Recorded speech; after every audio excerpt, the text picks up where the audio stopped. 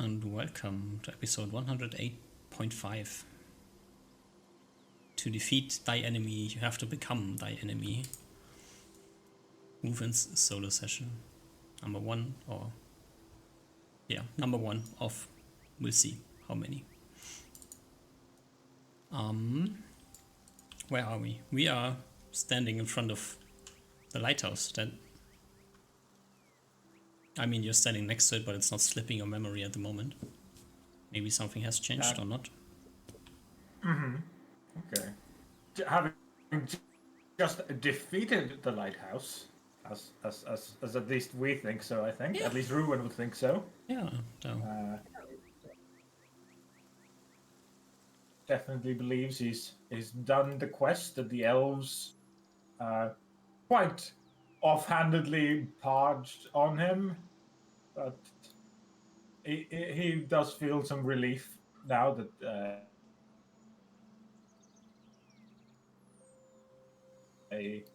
has been completed at least. Mm-hmm. Not too much in a hurry to go cash in or go triumph his successes to the elves, but he does feel like at least the job is done. Mm-hmm.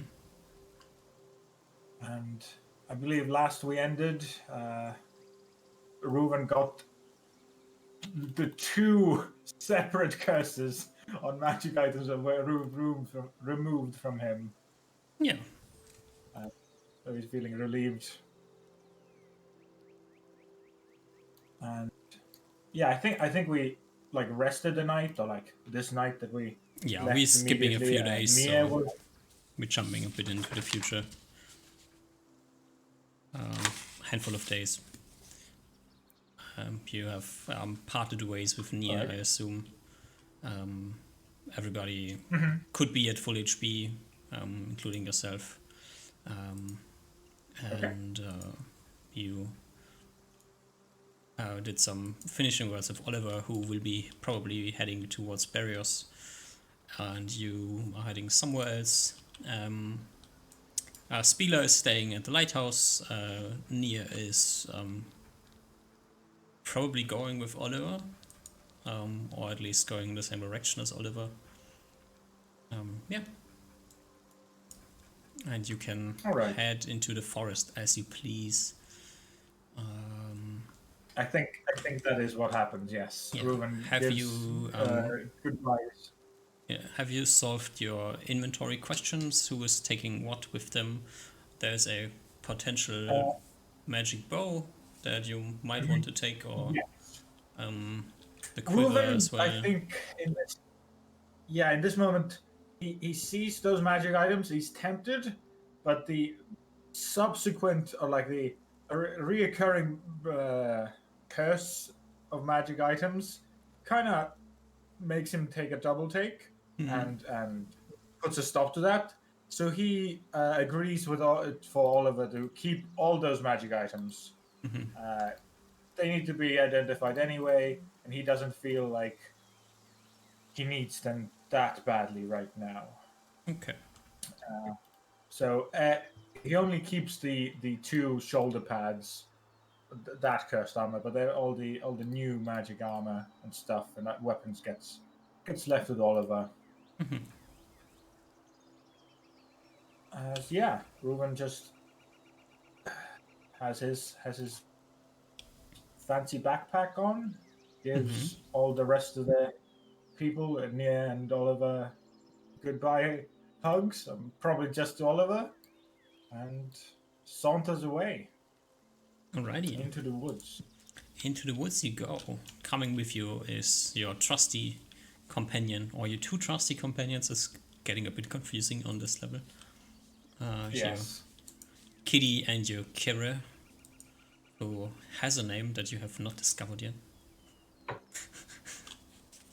That's And you head into the forest. To where you go? I think at this moment Reuven's mental state is, like often in these solo sessions, quite hazy.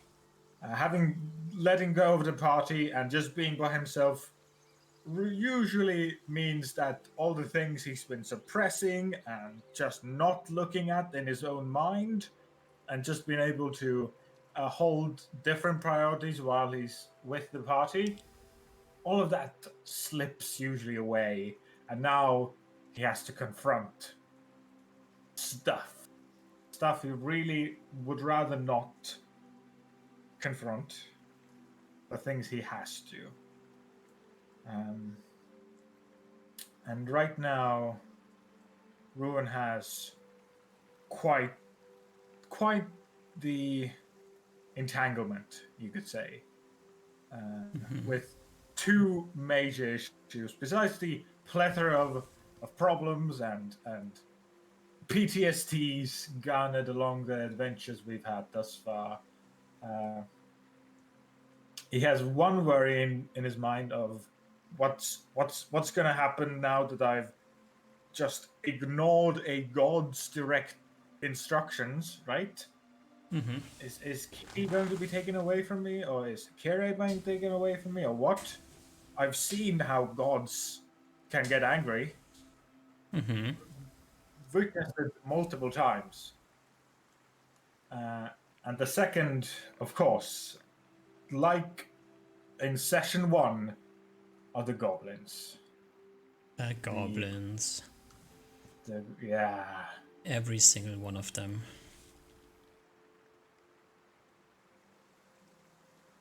Well, Yeah. But they're probably right now, in very different places, the goblins and the gods, so. yes. So it's probably going to be a deal with one first type of situation. But for now, Ruben's just gonna,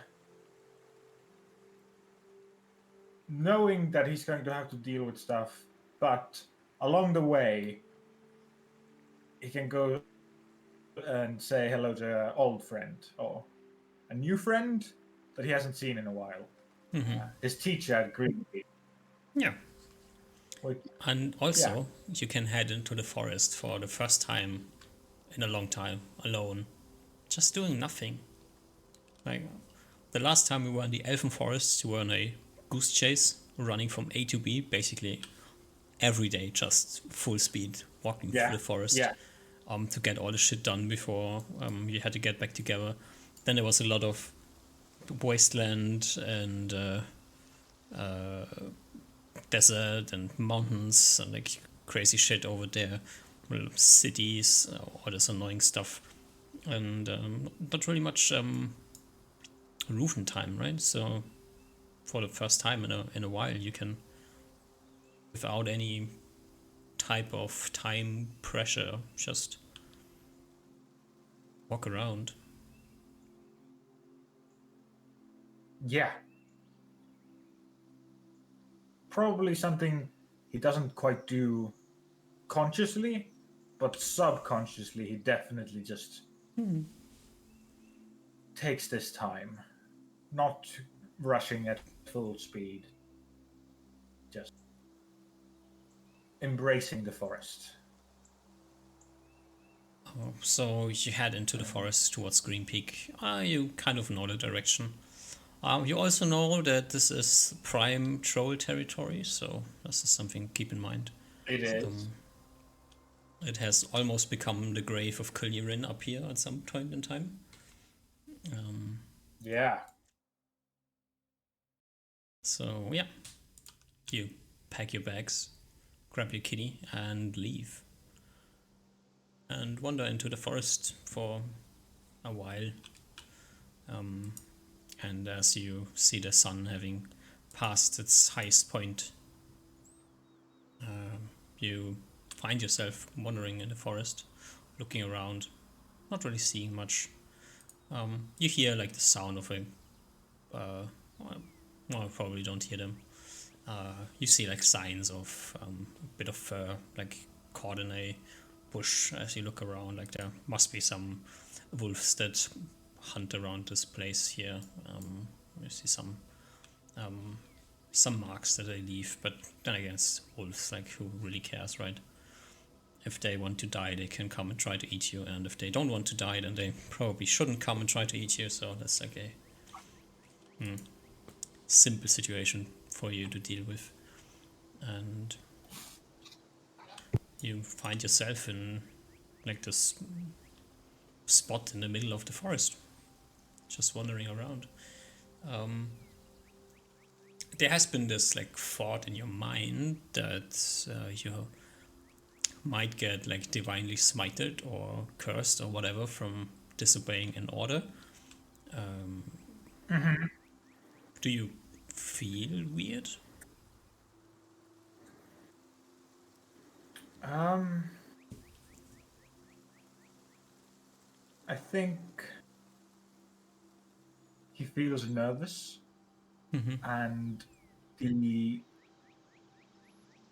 how we previously described these great walls that were blocking every move he was taking, every direction he was heading. I think those walls representing the goblins have thus far intensified and even turned into chains holding him tight. So I believe he doesn't actually know how much, like, if at all, the god or this god would is having any effect on him. But he does know that off into the distance, like a burning sun in his mind, the area where the goblins live, the hilly woods, they're always there in his heart, just burning. And I think Considering that's like the biggest wound on him right now. considering you are thinking about maybe being cursed by a deity,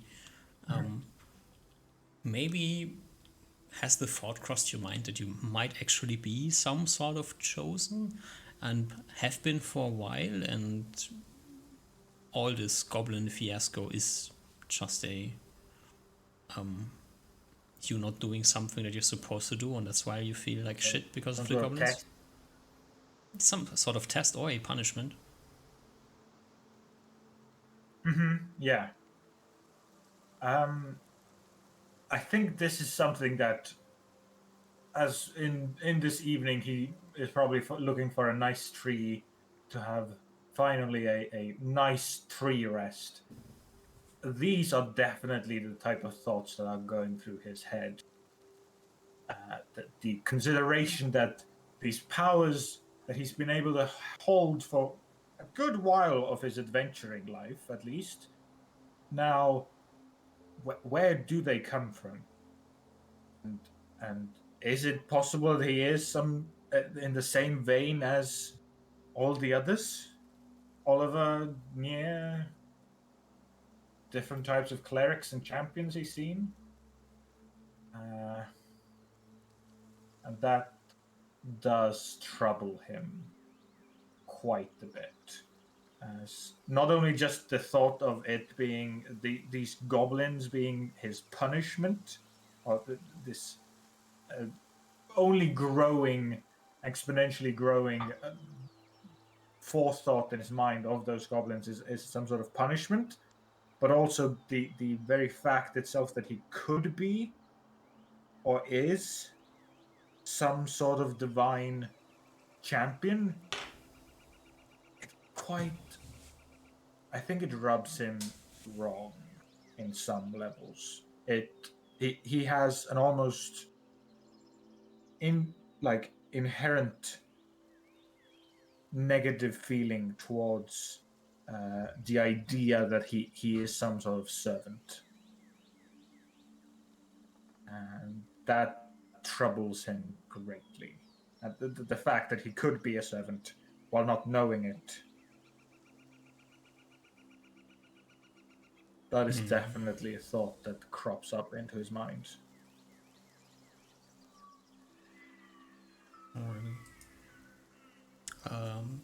As evening arrives, you come like in this type of time frame where looking for a place to sleep would be getting appropriate. You already noticed that you're pretty close to Green Peak, so If you want to, Okay. there's not an issue to get to Green Peak and find a place in the settlement to sleep. If you don't want to, you don't have to. I But think he'll probably he'll go get to the settlement, but he'll sleep on a tree at the edge. okay, alrighty. You go to sleep, curled up on a tree somewhere. It is a nice, chilling evening. Um, we are still. Oh, wait, no, we have crossed into January, which means. It means. It has started to rain. Today is the first day of the rain season. But the rain is pretty benign. It's just a small drizzle here in the forest. This is like you find like a nice tree where you can rest underneath, where the trees and the canopy is blocking most of the rain. You're just getting like splashed from time to time, but it's that's ranger life, and you have a nice relaxing night. Unless you like fall asleep and these thoughts like cross your mind, like what exactly is going on here, and you feel out into the forest around you. Actually you feel totally normal. Like, I mean, there's like the goblin problem, but the forest seems to be speaking to you as it's usually doing. It is a calm place. Everything is as it should be. Maybe all your worrying is for naught. Yeah, like touching the tree in front of him and feeling the forest and the sounds and the feeling the forest itself. I think that does give him quite a bit of reprieve on those thoughts, and not gone. Yeah, I mean, there's But still, he as you is. said, like the trauma you have encountered. I mean, the last few weeks you spent traveling into the desert, almost getting murdered by a blue dragon, then murdering the blue dragon, then getting like spooky head speaks an interdimensional friend, traveling to more mountains, chatting with another dragon who probably could have murdered you if he wanted to, finding a place that totally makes no sense, and then traveling back and immediately going to counter Benji, which almost killed Nier. Could at all points probably killed all of you. Finding weird elfin skeleton. I mean, it's a lot, right? And all the time there's like It's a lot. this divine garble going on the side, like blah blah blah. You're traveling with Oliver, who's always like praying and doing weird shit, and for him everything is divine spookies. And I mean, like maybe it was just too much here for a while, and being alone in the forest does some healing, maybe. Yeah, like Reuven takes a long sleep, if not full sleep, but rests upon the branches of trees until deep into the noon of the next day in meditations. Kitty has wandered off somewhere, probably caught some bird somewhere, gotten herself a snack, and as the sun like starts to be like very far up into the sky, and the rain has become a bit more annoying. It's probably time to go somewhere, do something. Yeah, he does a nice stretch and breathes out, feeling just bits of that accumulated bad stuff from everything just slightly fade away as he jumps from the tree and is ready for the day. And I think tries to find his human teacher. You head towards Yeah. Aaron's hut, and he's home. You can see like a bit of smoke coming from the chimney, and as you knock the door and let yourself in. Manners still not really your thing. You Yeah. surprise him cooking himself a cup of tea. Looks up and says, "Oh, Teacher, Reuven, he calls out. I haven't seen you in quite a while. How's life been? You look..." He checks you and says, "You look worried a bit."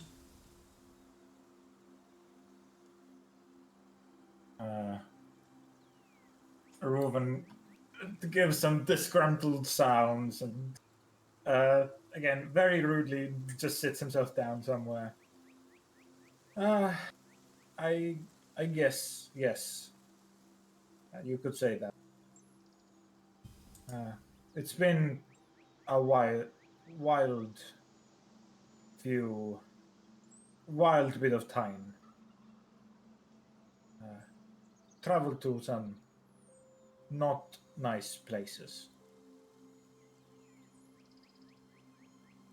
It was interesting, but You want a cup of tea? Chat a bit? yes, He I. continues brewing a tea. That sounds amazing. Yep. Finishes up the brew. You spend the time mostly in silence. And then pours the two of you a cup of tea and sits down, probably next to you on the floor where you have just randomly positioned yourself somewhere in the room, and leans back against his desk and then says, "Well, how how has life treated you?"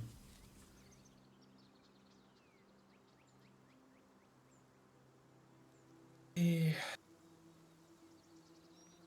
It's it's been tough. I we've we've been going through some quite bad, I guess, or weird places in recent times. Every land seems to be more and more different than the last, and I'm feeling like I'm more and more out of my depth, as you'd say, at every point. Uh, just came from almost what we have been told is the edge of our world or this world. There are great peaks in the sky of great tall hills, mountains, and that are either covered in such cold that you feel your fingers and toes begin to lose their touch, and every breath you take freezes your nose, all while just next to it is an area that seems to hold fire itself and living beings of fire. Reuben lets out a deep guttural sigh. It sounds It, very much like a place you shouldn't be at.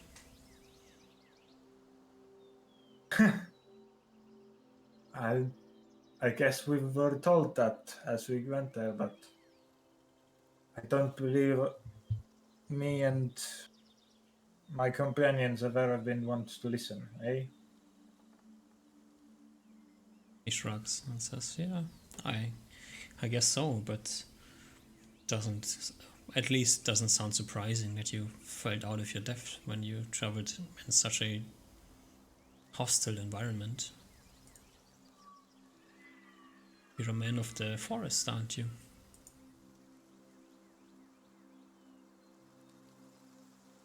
They do. Being back does feel very good. Just a night of sleep, and I've already felt a bit better this morning. Oh, How are your companions? I see you haven't brought them, or are they somewhere in the town? he shakes his head. No, we found some things that I think Usmar is very interested in, so we split for now. I believe it's going to be some time before we get.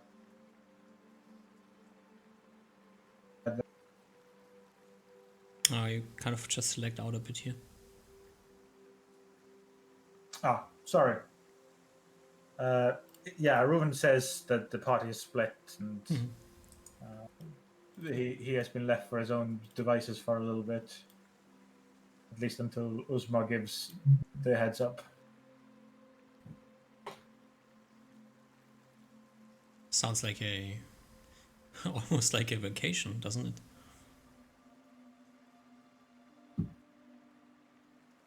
I don't think I've ever had a vacation. At least not after I left home for the first time. Then maybe that's a great time to take a breather, relax, try to calm yourself, find your roots, figuratively and literally.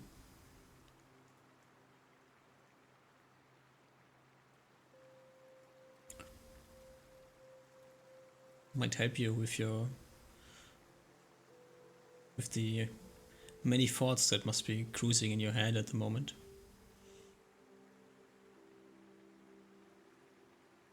Do you think I should go home? Do you have a home? He blinks for a moment, but then nods. I do. I left to find something, but I do feel that my parents welcome me back.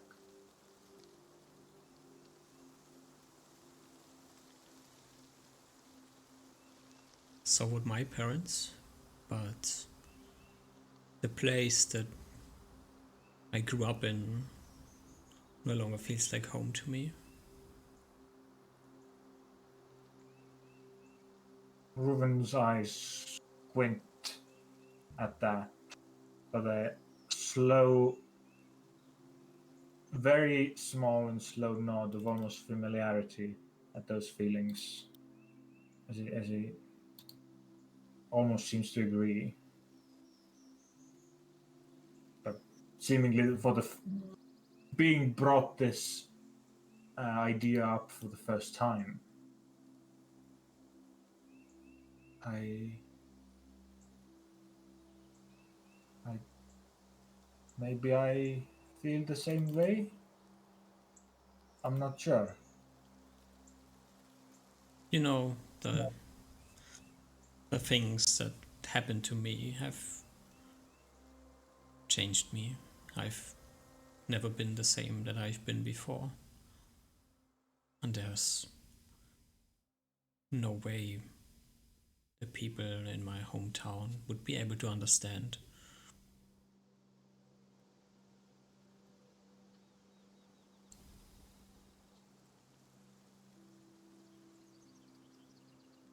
And to some extent, it feels like the same has happened to you, traveling to places where no man should probably set foot in, dealing with constant threat of death out of your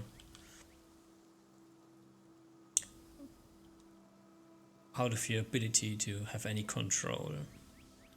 That is, as I understand it, very much not doing as the elves do.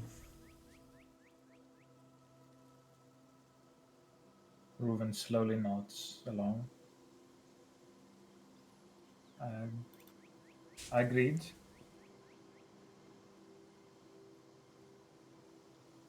I don't know if I have a home in that case then.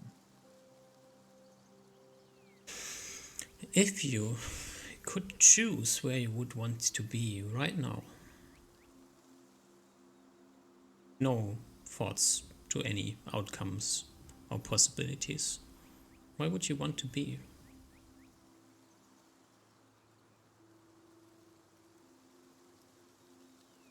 Reuven's eyes don't fully close, but just squint almost to closeness as a slight haze goes over his eyes. And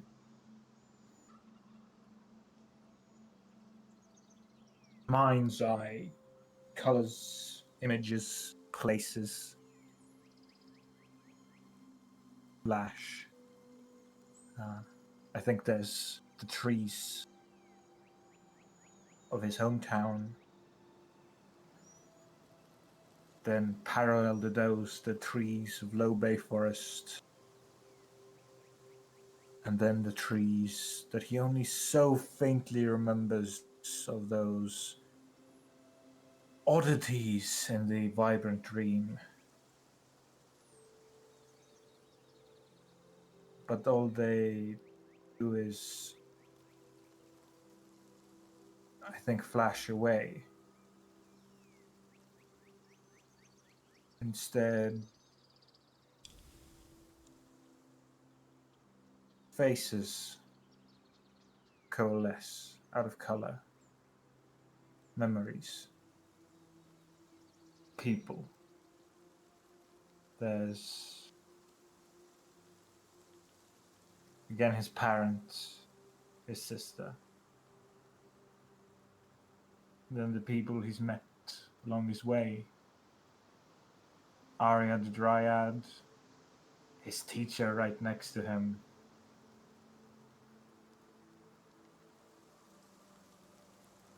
But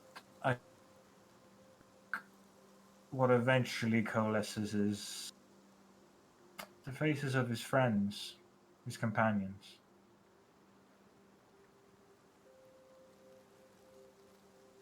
And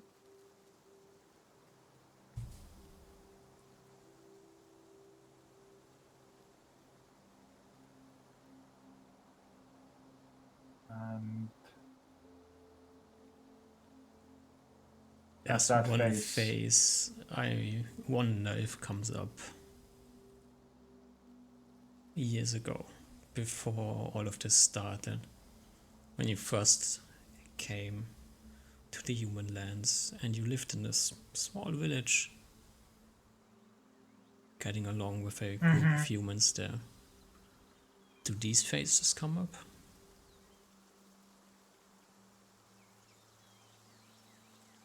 They do.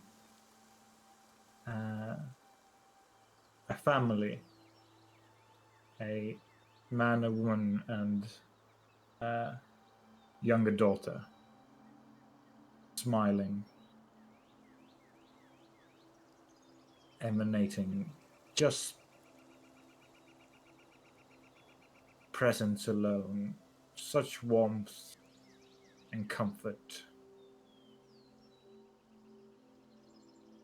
And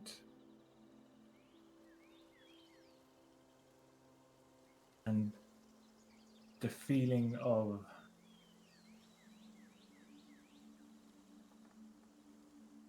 being accepted, being held, though the moment those faces come up,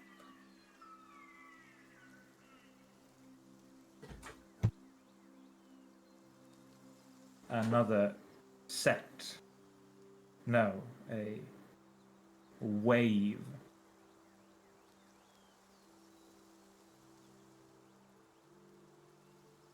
and the kind, almost ethereally glowing faces of that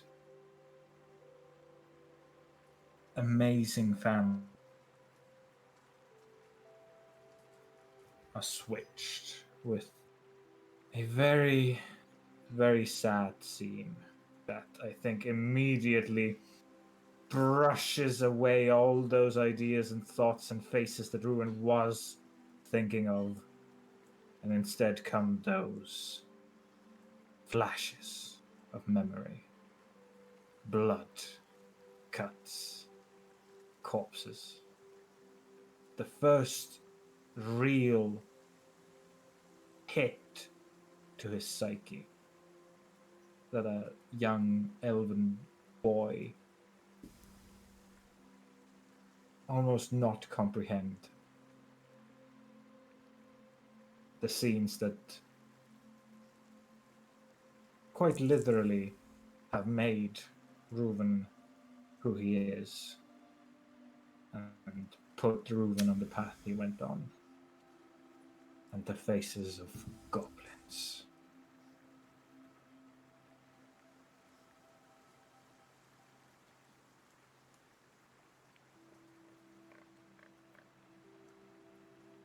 Grinning.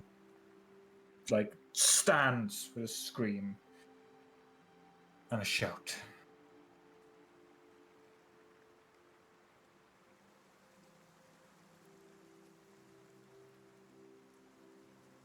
And I think Teacher's looking at you.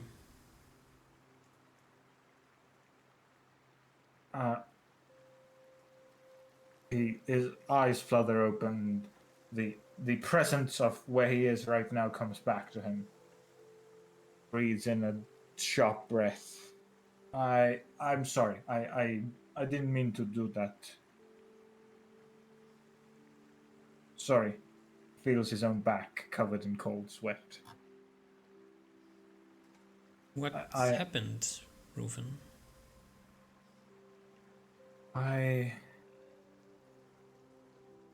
He breathes heavily. Thinking, and some memories came up. His face crunches in pain. Memories I haven't thought about in a long while. I think.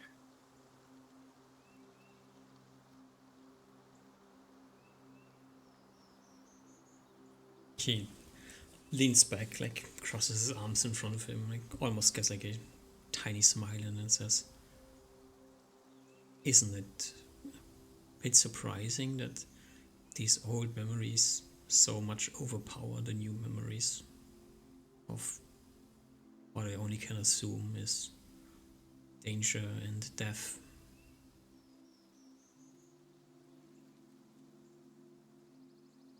Reuven slowly, almost quizzically nods. I guess. Yes.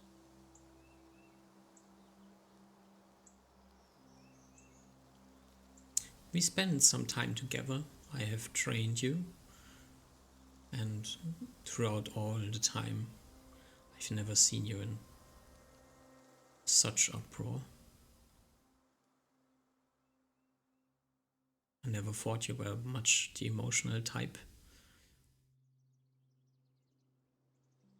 Quite to your benefit as a very well trained and well upkept hunter. But what brings the rage and the fear?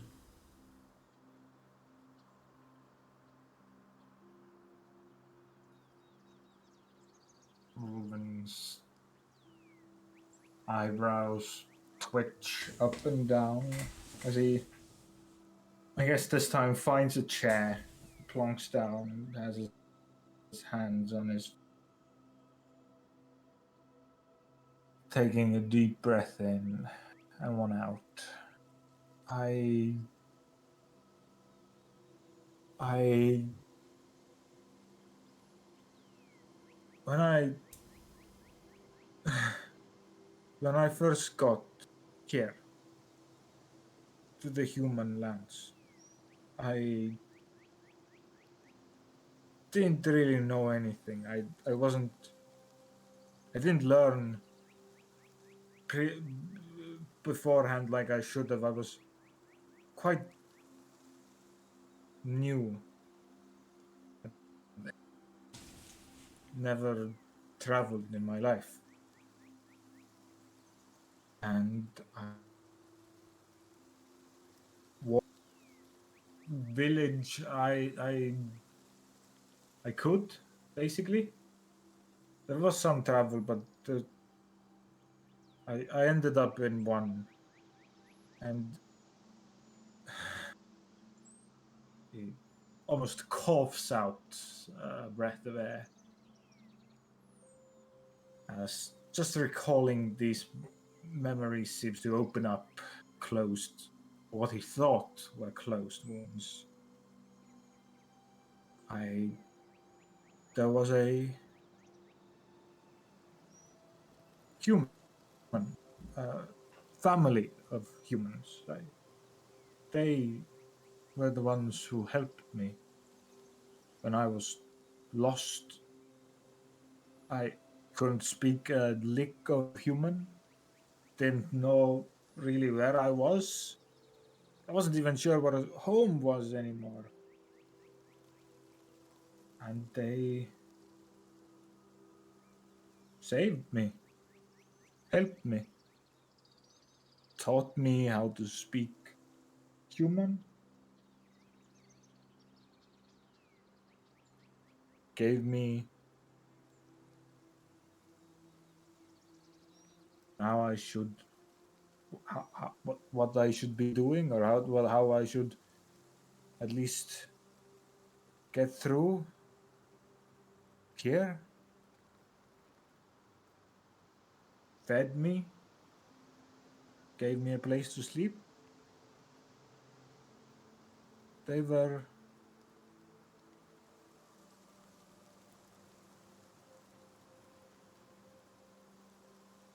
they were special.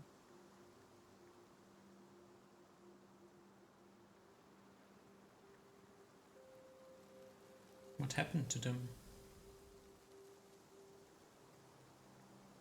Ruben's head slunk low, his eyes not daring to look up, dart like to the ground, to the side, doing circles on the floor.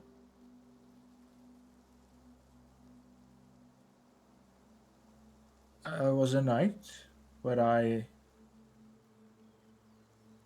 was away for a little bit, just going out, taking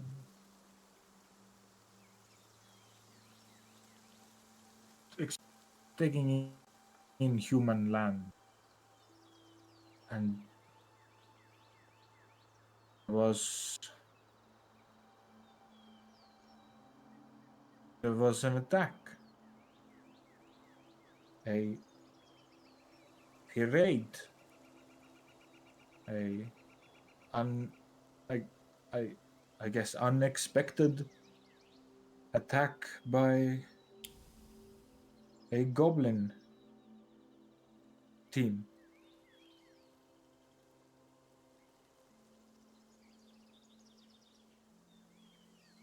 Raid and whatever, but I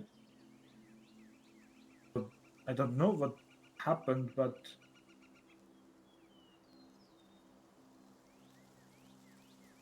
I saw a group going in that direction, the direction of the family's house.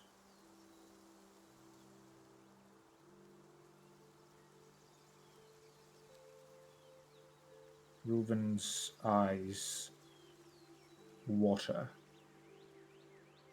tear up, and redden. I wasn't that far. I think I could have, if I ran, made it the same time as the group. He takes a Weasley breath in. But I didn't. I hid behind a tree and waited. And the next morning, when I came back, all right, he cries, snot going down his nose. I don't actually remember the time that well. I think I don't remember, but I came back sometime later, and there was blood everywhere.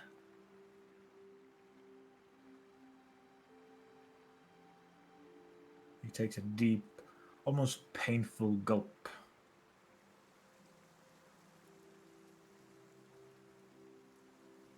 And they were dead. All three of them.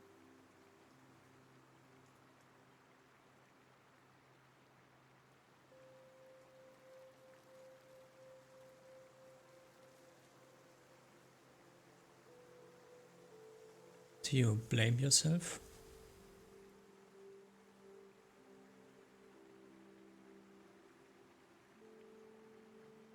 Reuven's head slumped to his chest. Kinda tilts ever so slowly raises. His almost alien, perfect elven face is covered in tears, snot, very unelven like.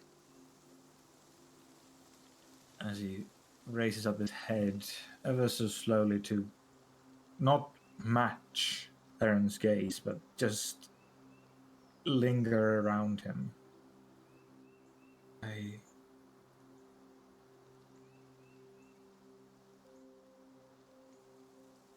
Why shouldn't I guess?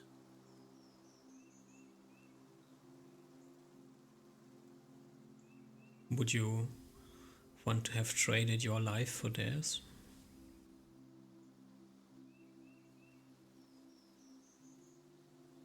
Reuven's gaze hardens for a moment.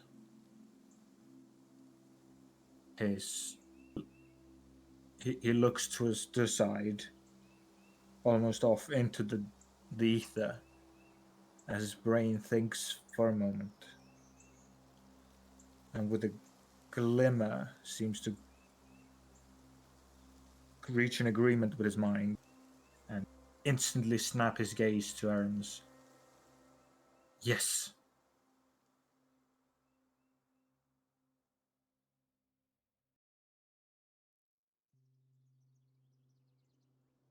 It's a moment of silence.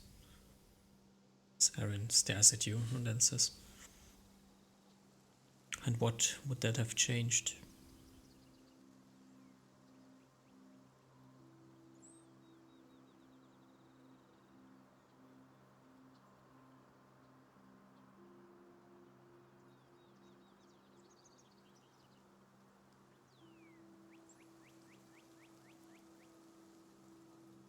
Like at this outburst of emotion,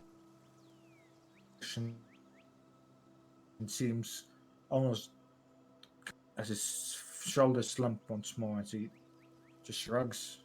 I guess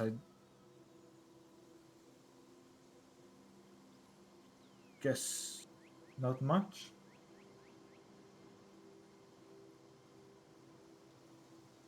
Couldn't have done much, I guess.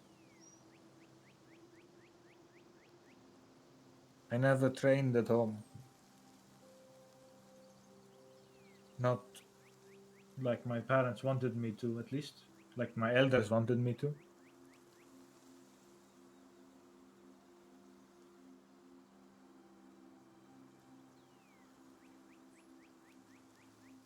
I must say, Reuven, I'm a bit disappointed.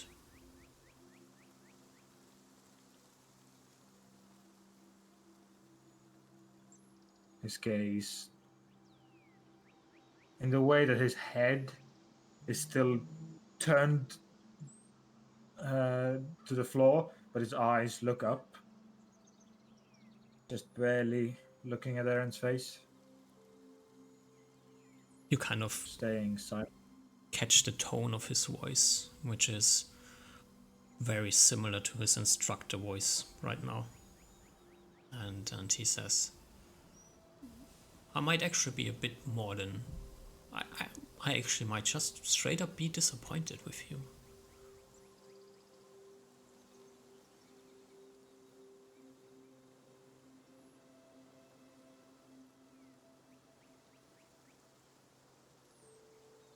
Reuven's face loses even more color from his cheeks than he has already had. But he You waits keep for him talking to about... you tell the story and lose yourself in pity. Pity for yourself.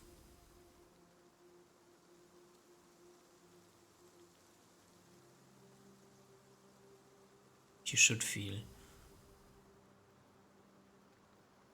sad about the loss of your friends. You should feel pride in what you have become from what happened back then. And instead you sit here crying as if throwing your life away would have changed anything.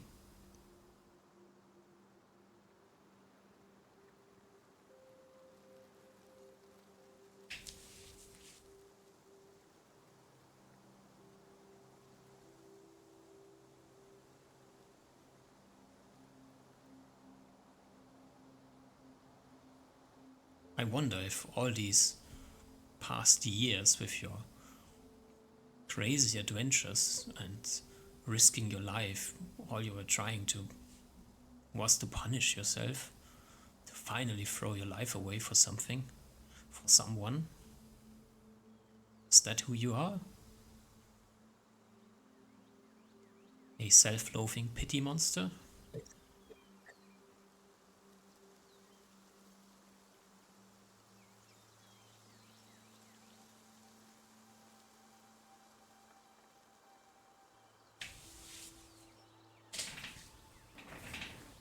Reuven's eyes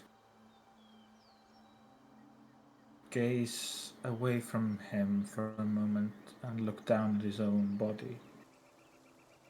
He sees the chains binding him,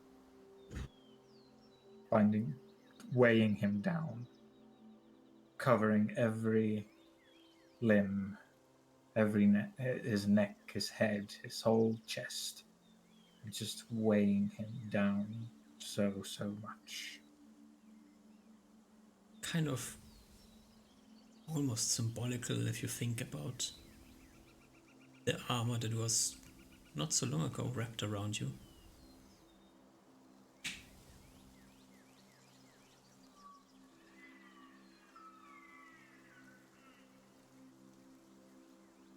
I think looking at himself and these chains, there is almost a moment of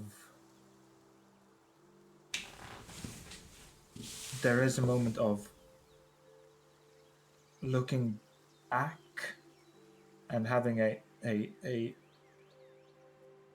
moment of ecstasy realization as he sees his own body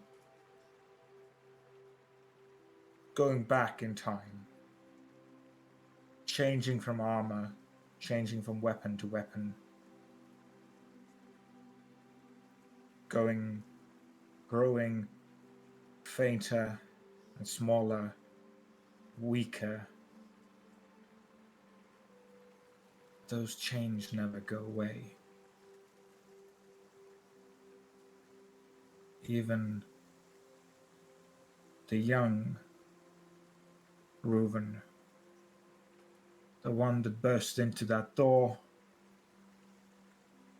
to see Usma and the others for the first time, even him bound by chains.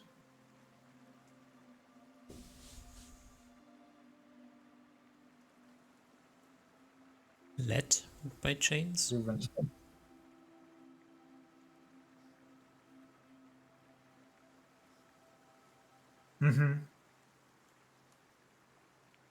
pulled, pushed.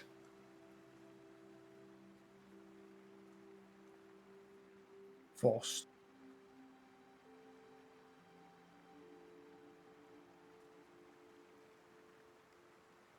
Aaron interrupts your thinking and says, must be like just a moment must have passed in between him stopping with the question and continuing to speak. And he says, if that is all you wanted to become better and more able to commit suicide, you should have told me before. I wouldn't have wasted my time training you.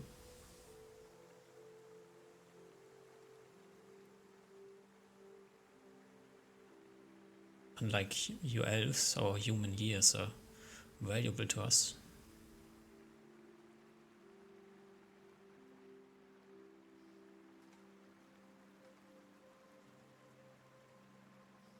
Reuven's head, now feeling the weight of a great chain on his neck, raises to look at his teacher.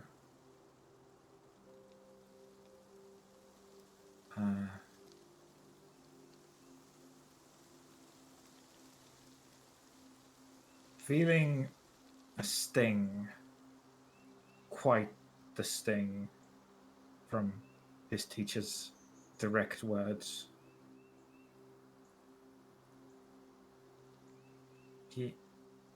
He wants to yell back and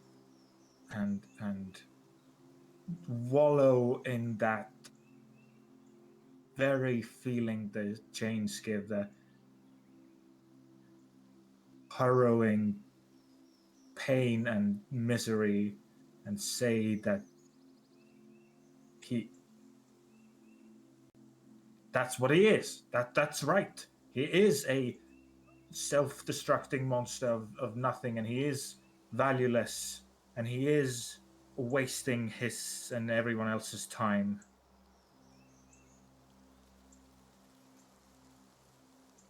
His tongue moves in his mouth, grappling with his mind, trying to find words.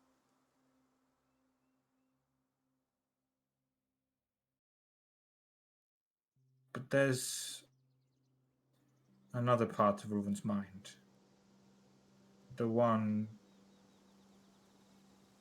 that pushed him to leave his home. Not out of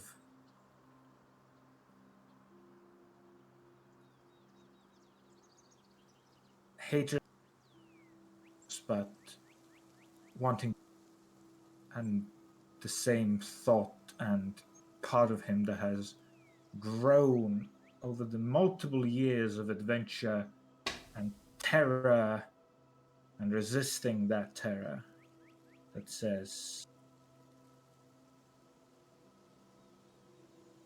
I am better. I can be better than that. And I can't have just wasted my teacher's time. I can't have wasted my friend's time, Usma's time, Oliver's time.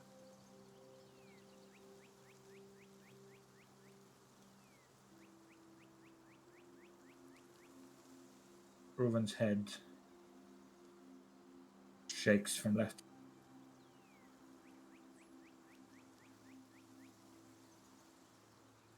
I want to be better, he says finally. I want to make you proud.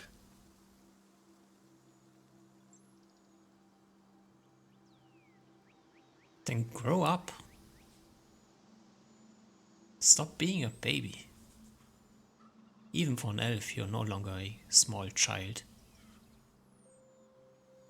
Bad things happen, deal with it. Make the best from what you can and what you have.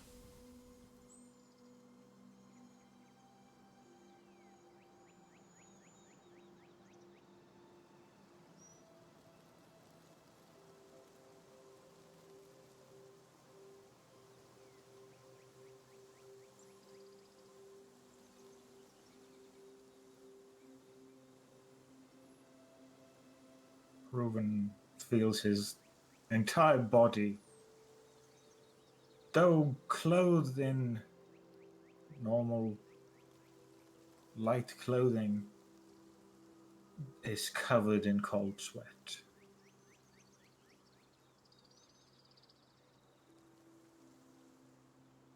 But he, regardless of the weight he feels of those chains on his body, puts his legs on the floor and stands, and then gives his teacher a long and deep bow. I will, teacher. And stop worrying about impressing me. That's extremely irrelevant.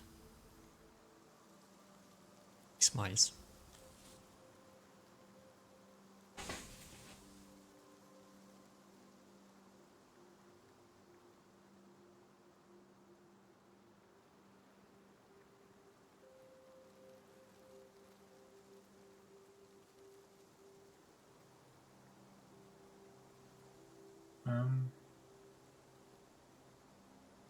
Reuven stands there in a bow for quite a while.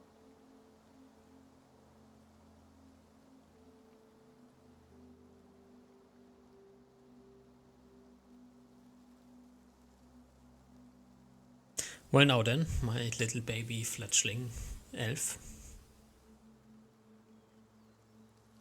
You fancy some early dinner? He breathes in. Yes. Well, good. Then go find something. I would have to go out for hunting, but since you're here, I guess you can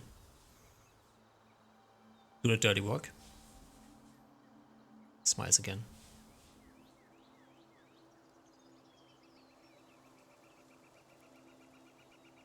Reuven stands there. He is a bit shocked by the switching of his teacher's emotions and words. But he'll. At the end, he just says, okay. And marches out with his bow. We'll go hunt some. Great. Do you return? Or do you wander off into the distance? I think he takes a while. So while his teacher said early dinner, it's probably normal time dinner, if not late dinner, as really takes the extra time to calm himself down. Alrighty. You find whatever you're looking for in terms of food. If you want to hunt something, you can hunt something. If you want to forage something, you can also just forage something. No blood needs to be spilled today if you don't want to.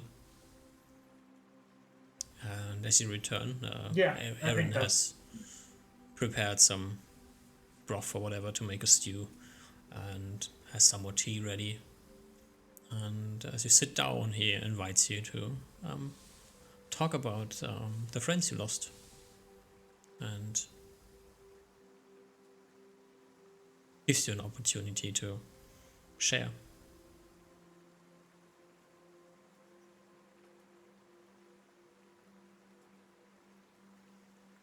Reuven's a bit hesitant at first, not sure how to do it, but after a while,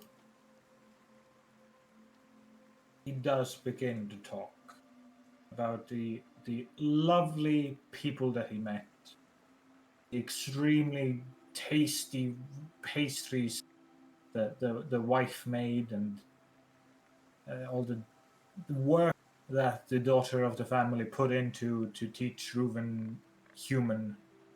Mm-hmm. And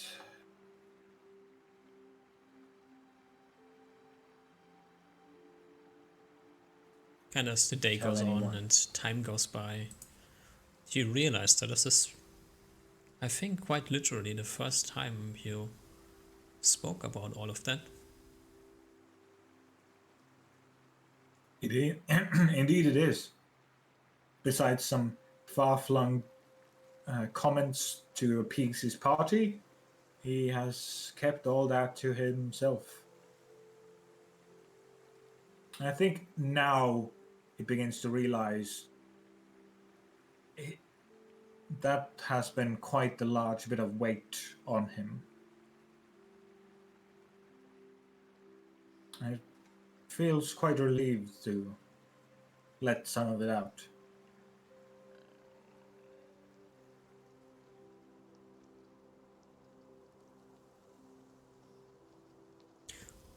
Day comes to an end, and you probably head back out again to find another tree.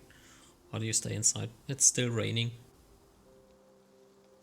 I'll stay inside this night, just enjoying the comfort of the house.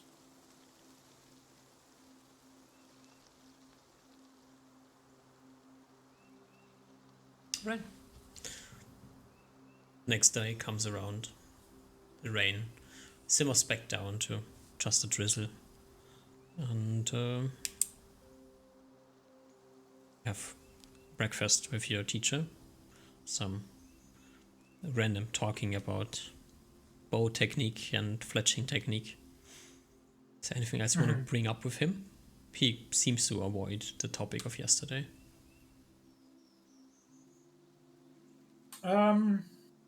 Yeah, he probably mentions, yes, some magic item that he doesn't specify that's giving him extra strength. So he might be looking for a bow that can hold more than normal amounts of strength, and he like talks about like types of wood that'll be needed or something like that. Mm-hmm. Uh, I think he does, not with pride, but uh, almost as a thank you.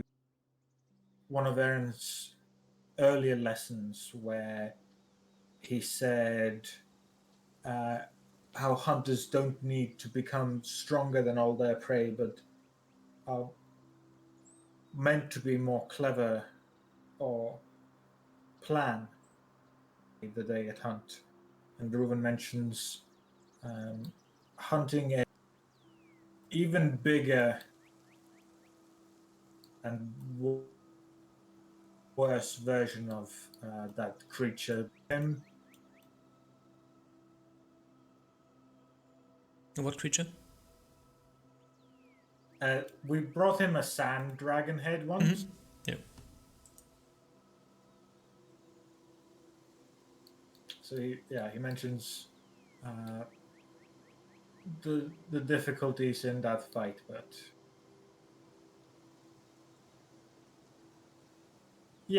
thanks him for his or yeah, shows gratitude for Aaron's advice.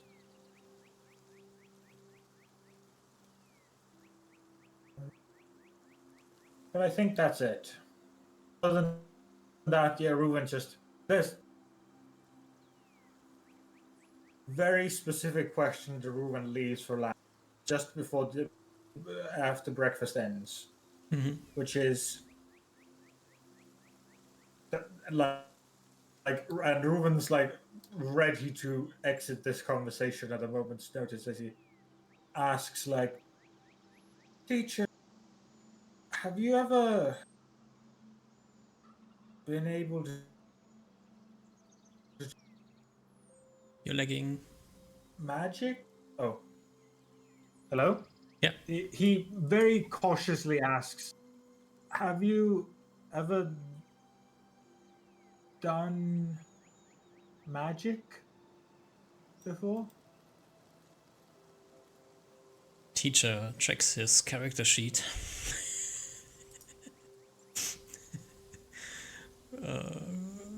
Where is he? I don't know what he is. He's an NPCs. Oh great, he doesn't have a class. But the answer is no. Okay. He all his magic comes from his bow. Okay.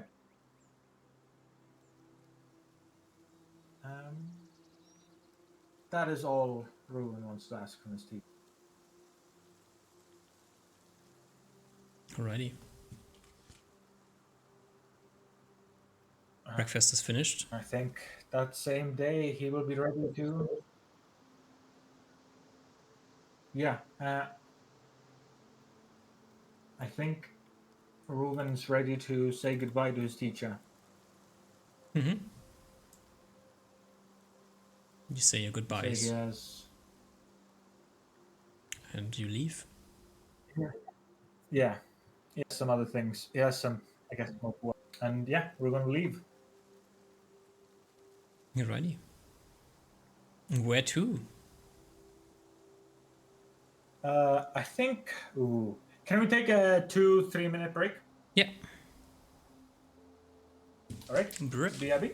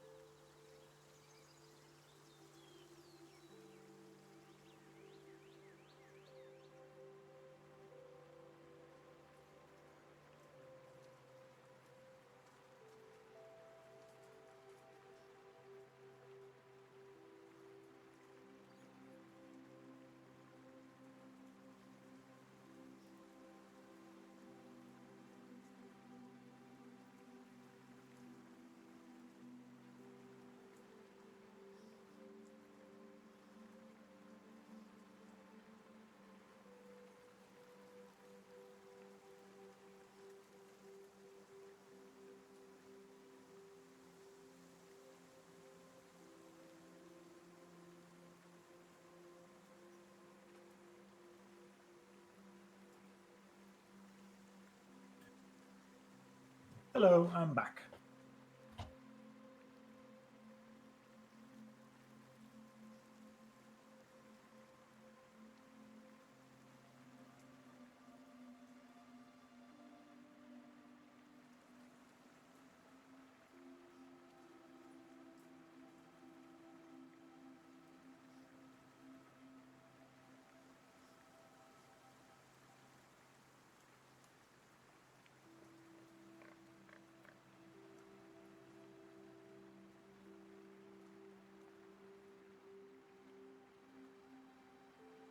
Duck.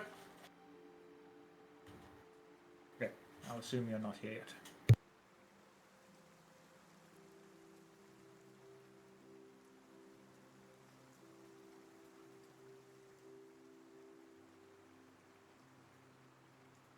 Hello. Alrighty. I hope I didn't interrupt you. Nope. Everything's okay. Out into the wilderness we go. Where to? Next.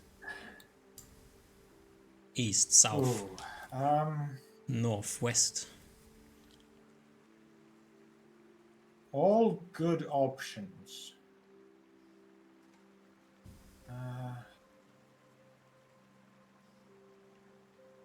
I think Ruin Knight needs some time to. So he's effectively going to head.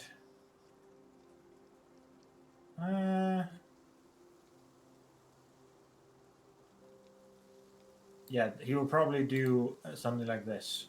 So he'll head south all the way through the forests, and then to a sweep and go to Low Bay Forest. That's the plan. Alrighty. So you head out of Green Peak towards, more or less towards west coast, although staying in the forest, not on the ocean side. And Yes.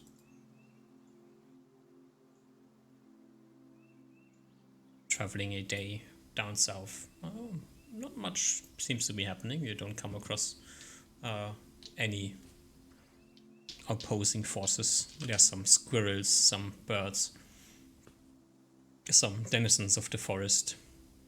Nothing particularly interesting. Are you looking for something?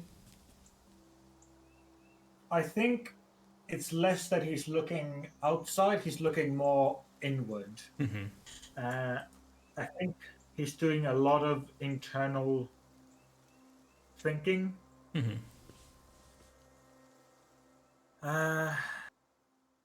One specific thing, besides just like planning his further ideas, what he's going to do in this not vacation time, he has some thoughts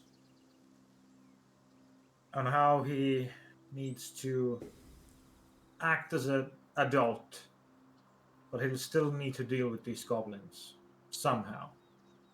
He still doesn't quite feel like he can just let them go. That's not. Or maybe he can, but that's. So that's something he thinks about quite a bit. But there's also another idea that Reuben had, which was when he took time out in the last downtime. He specified the amount of time where he was effectively studying his own magic. And last time, the only part he kind of got was that he couldn't really push past the walls of his spells, and it was mostly just everything had figured out thus far. But he had seemed to hit some pretty concrete walls, right? That he couldn't really push past, or he couldn't like modify his spells as he wanted. But one thing he did discover was some point, some type of like feedback, or some type of feeling resonated from somewhere that he remembered. Do I remember this correctly? Uh, If I'm kind of. some sort of just, Where did we talk about this? it might have been on DMs, where, as I remember, it was something like he just felt like a curious but friendly, like force or feedback, like Yeah, some sort of feeling. yeah.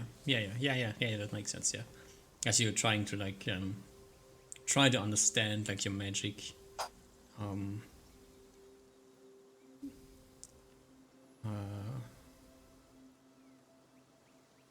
I remember saying this. I just need to check like the reference here. Yeah, it might have also been voice chat. I'm sorry, I don't remember. I'm more just basing this off memory.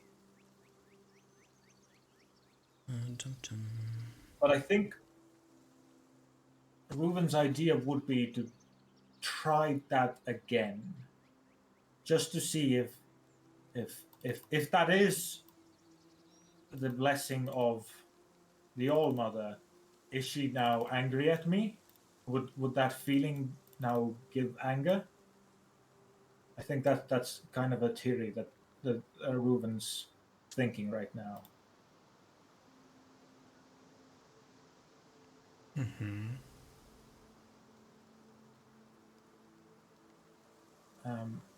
So I think the initial plan would be, as he's making his way to Low Bay Forest, or maybe waiting until Low Bay Forest, he'll see how easy it is. But at some point in a forest terrain, he'll attempt to do something similar. Pretty okay with spending as much time as necessary for this.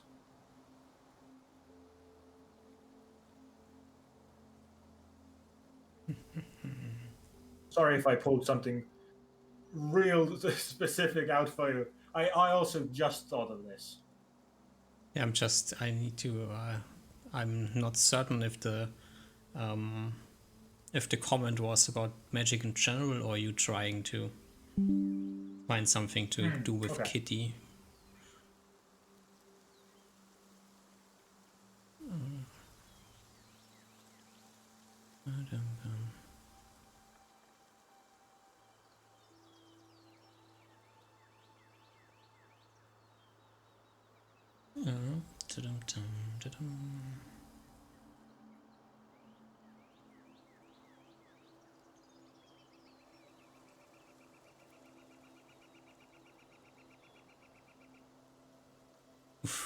How long ago was it?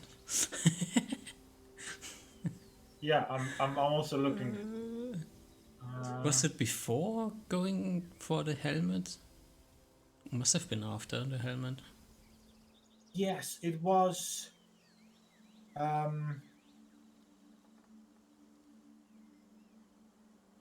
ooh. It was right after. I think it was in voice chat. It was in the Yeah, same wasn't place, the same your last solo session probably. immediately after getting back. Yeah, yeah. It was like I had a month left after dealing with all the wilderness survival proficiency stuff, and I just hanged around in some woods for a month. I'm pretty sure, like if I remember correctly, then this was you like trying to find ways to weave your spells, and you kind of hit a wall back over and over again. And while doing this, like there was like this presence you felt that was kind of amused about you trying your best to do things.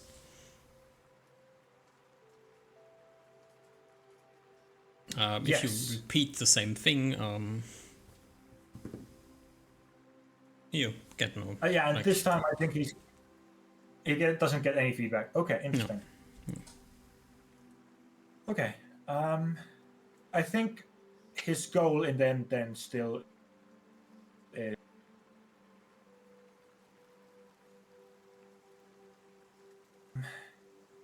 heading to Arya the Dragon. That's gonna be where he ends up. Alrighty. So 1 day, 2 days, 3 days. 4 days, 5 days, 6 days, 7 days. Somewhere a week later, you arrive.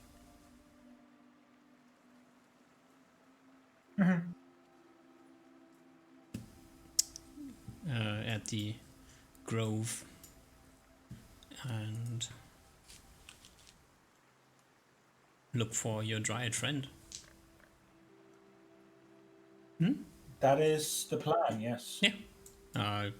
As you arrive, you don't see her. Do you knock on the tree, or what's like the plan? I will go and bow at the tree for a moment, and then I think Reuben planned for this. Reuben planned, or like Arya's often not here, so he's ready to spend like a good month at least just chilling here, resting and not quite taking a vacation, but taking it easy and giving some of giving his mind a little bit of time. All right. He waits for Arya. Yeah. You wait 2 days. After 2 days, as the rain is pouring from the sky and you're sitting there wet to the bone. But then again, ranger life. You hear like the familiar voice. Much better. Much better? Much better than snow. Much better than snow. Yeah. I said, sorry. Yeah. You hear the familiar voice of Arya calling to you. And as you turn around, she like standing there next to her tree, her head like cocked to the side, looking at you, and then she says, isn't there a figure of speech in a human tongue? Look who the cat dragged along. Reuven, being in a bit of a morose mood recently, hadn't smiled a lot, but this brings a great grin over his face. That is very true. It's very nice to see you again. What brings you to my fancy abode? You're here to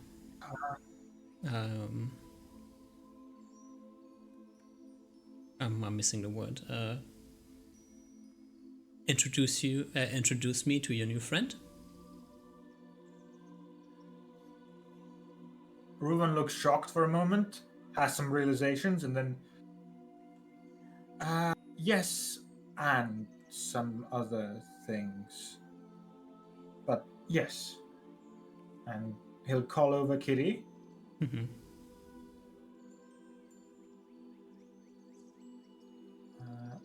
Ask her to change for a little while. If she's okay. Or if she wants to swim a little bit more. No, she spent the last 2 days doing what she wants to do.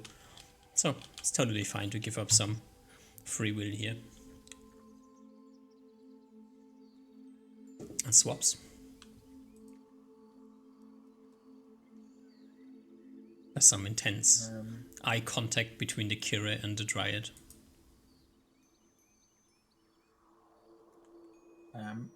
Reuven, I think does a very, probably more respectful than needed,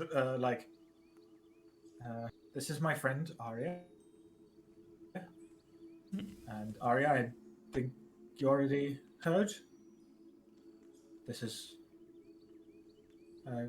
my companion. She nods along and then says, I heard about it. There was a bit of a concern with our good friend here suddenly vanishing.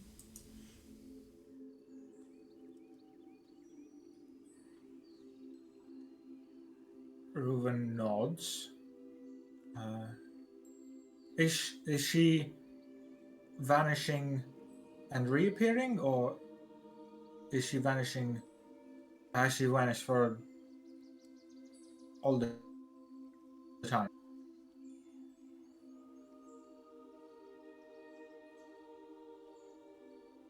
All the time is a very long concept. I can't quite speak to that, but ever since she vanished the first time, she hasn't reappeared.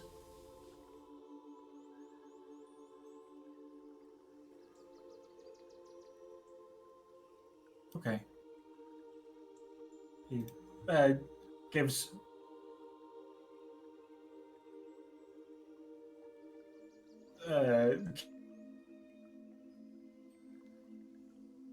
Kira like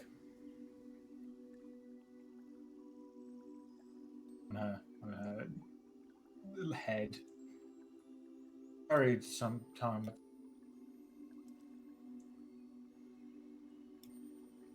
I'm a bit concerned, and I hoped you would be able to at least tell me if I was in trouble. Why would you be in trouble? Reuven frowns a moment and then uh, these things, and then like waves his hand at her.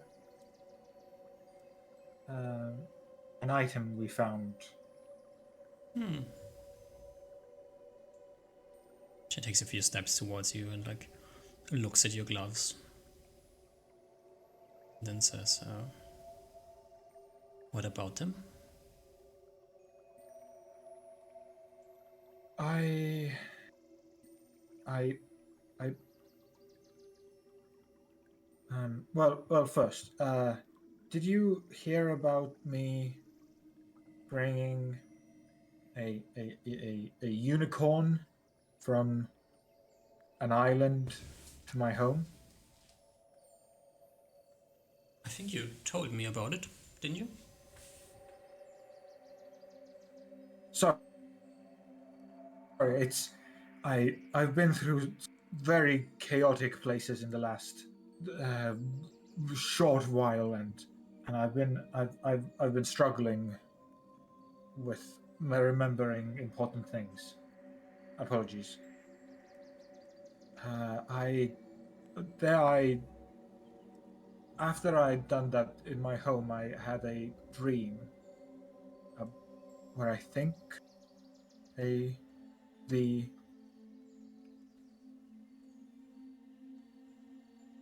all mother, is that correct? I believe I I don't know. saw her. Why would you believe that you saw her? Uh, it was a dream, and I was in somewhere similar to the vibrant dream, I think. And And in the sky, stars lit up in the shape of a arrowhead.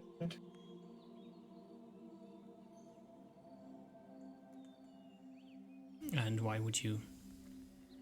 Do you think the All Mother is a group of stars?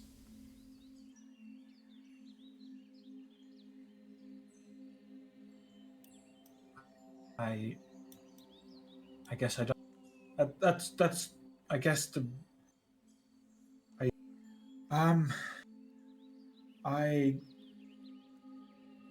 we found these gloves and I put them on, and I heard a voice in my head, and the voice told me that, or the voice, and he like looks to Kere. I bring her to me as a gift, That is and then unusual. But these things, these gloves that you're wearing, they seem ordinary to me. They most certainly are not from my realm.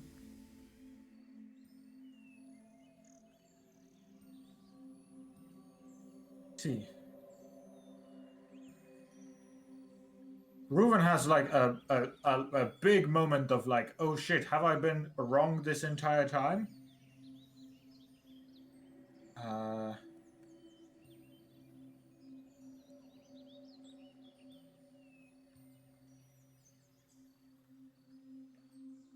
I mean, I think it's a big enough like change that he like fully just sits down on the ground in the mud and like has to take a deep breath in. Uh,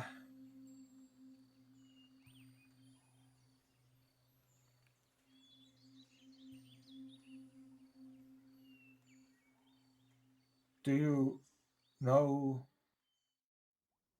who it could be then? Who has visited my dreams and connected me with my companion and put stars in the sky to tell me to head north?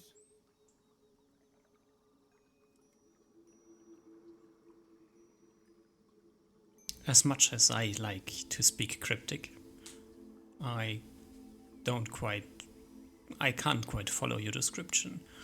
How about you start back up at point zero and try to elaborate what happened so I can get an understanding of what you're talking about?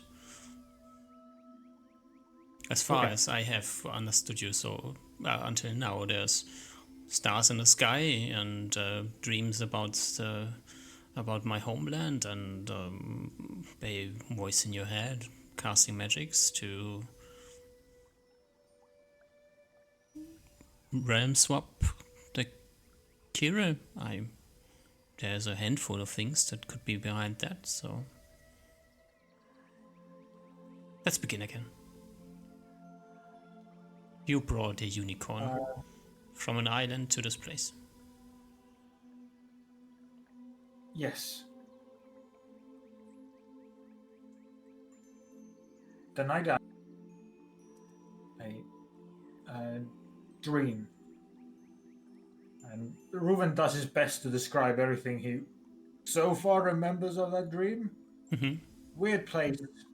Felt weird. Maybe the same as the Vibrant Dream.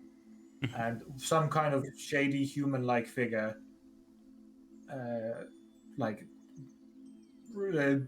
talked, not talked, but like communicated some positive feelings.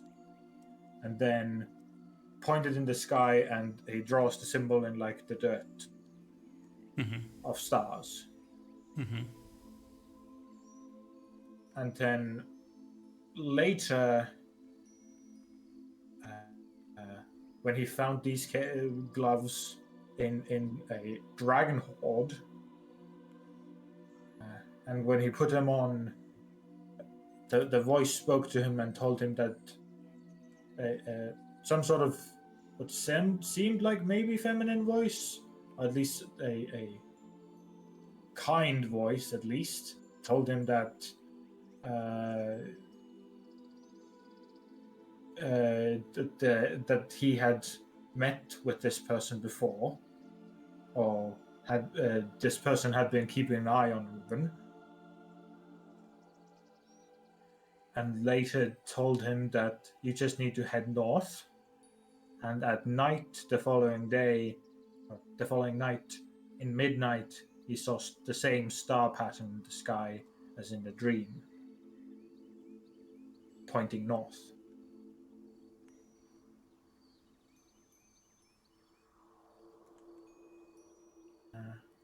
The voice also said it was their gauntlets. When I did go to this place where I think the stars were pointing, it was this big island guarded by a dragon that had trees that were incredibly enormous and seemed bigger than anything I've seen before, and of ancient times. But I felt like I didn't want to continue on with this. So I left the island. And I think that's all Reuven really knows now that he's putting it all together in his head. So a vaguely humanoid creature that has been watching you and has met you before. Kind of like me. You sure you didn't just dream about me?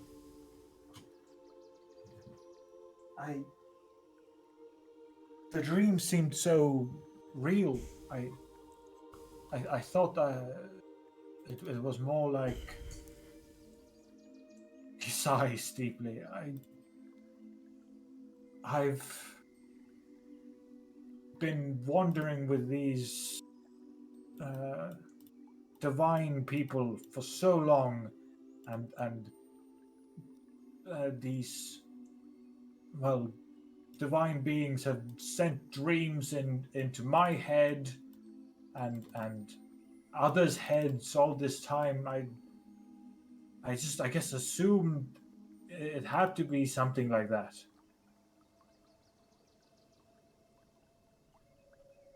And what is your theory of what is happening? I I don't know. I guess I thought it was one of these divine beings talking to me. And I, that is something supposedly these divine beings do from time to time. Reuven nods. I I I guess I just would have when I spoke with the unicorn who I helped. They mentioned that there is one god and they followed the old mother. So I guess I just assumed from that this would be why a divine would send me dreams. Because you met a unicorn.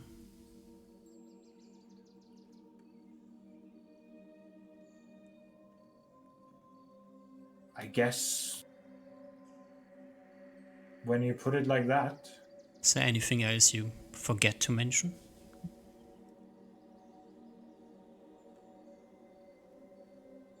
Uh, I he looks a little bit unsure of himself as he thinks through. There was one other thought I had. Uh, and he looks to his hand again and I guess points to just a grass spot some few distance from us and casts entangle on it. I've been able to do this. I wasn't sure what it was. And this has been making me think: is this the same type of magic that all those followers get? Yeah, Have Arya I been a reaches up follower into the this whole sky, time? and above her, somewhere in the air, a golden globe appears and sinks down to your hand, and she says, or maybe it is just something different.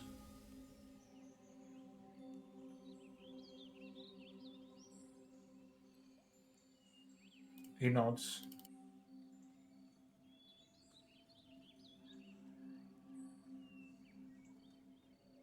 I That was, I guess, all I had. I made the assumption that this would be some kind of divine, She but I guess lowers the golden orb further down, so it's shimmers in the air, right in front of your faces. And then she says, "You're something special."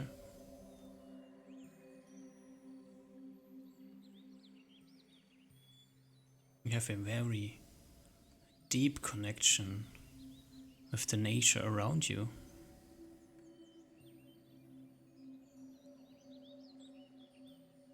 Maybe it is just nature giving something back for the service you provide.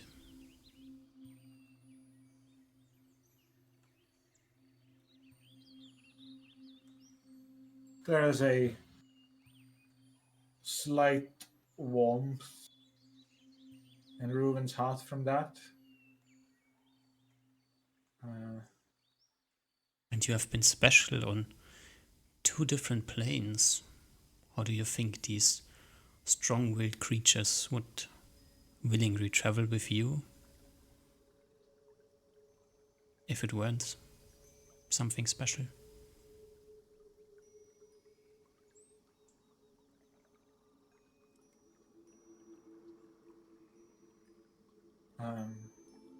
A slight image or thought or idea comes to him as he looks to Kirei again and gives her like a nice pat on her side. And the conversation he had just with his teacher a week ago about making not just him proud, or not making him proud, but doing other things, or doing good for other reasons. And very just quickly has to thought of, I guess I need to be an adult, not just for myself and teacher, but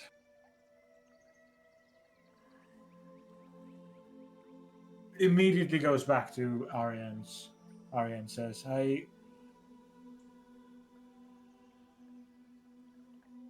the reason ultimately I wanted to speak to you, what I worried about was because I didn't do what I guess this voice in my head told me to do, and I worried that I've seen what different divines do in anger. His face scrunches up a little.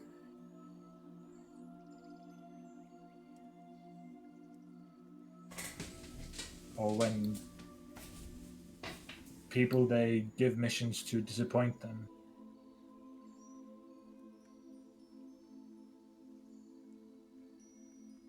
I guess even if whom I talked to wasn't this specific a divine, but someone else. I can't say I'm completely relieved, but I am, I guess, hopeful. I also, the biggest part I worried about for not completing or not following these stars that pointed to this island was that they would take away my companion. But the golden orb that is flickering in the air in front of you pops, and a bunch of glitter falls to the ground, disappearing. And Arya says, "Oh, come, let's take a swim." And she walks down to the pond. Sure, yeah. Reuven follows her. Mm-hmm. She glides into the water, shortly disappearing underneath the surface, and then comes up somewhere in the middle of the pond again and waits for you to join her. Yeah. Reuven takes out his most of his clothes. Probably still keeps the gauntlets on, but goes swimming. She kind of just floats in the water, which to you, well, you're elven, you're probably able to float in the water as well. Your body density is very low, so. And then she says, assuming it was the All-Mother that spoke to you,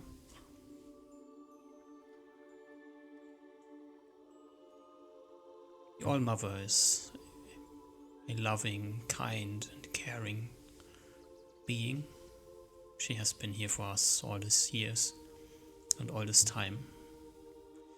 We owe everything to her.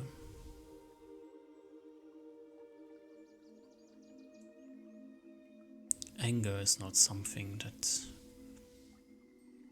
really exists with her. If you have gotten messages and they were to help you along your path towards something, maybe without you knowing or with you knowing and not realizing,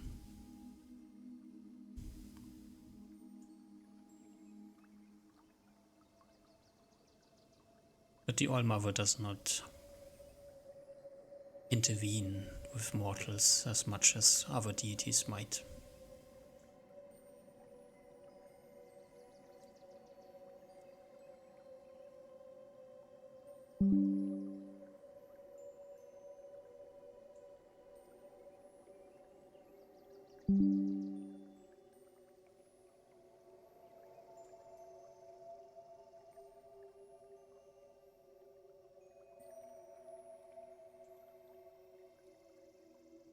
Reuven floats beside her, just feeling the cooling water.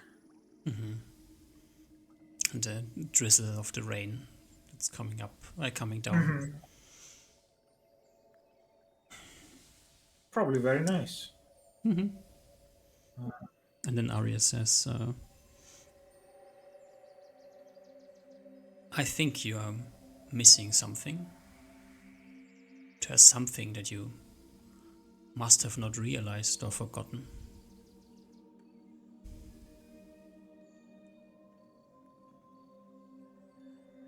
Reuven nods.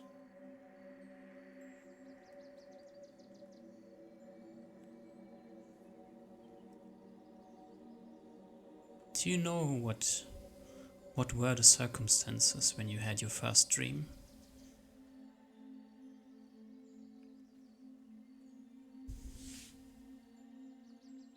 I had brought and helped the unicorn to my home.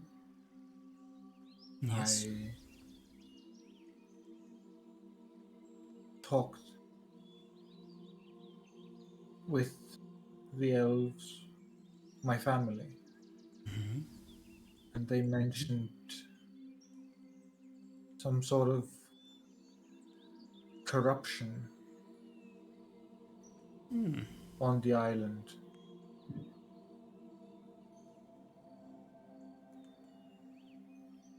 And how they were going to help the unicorn.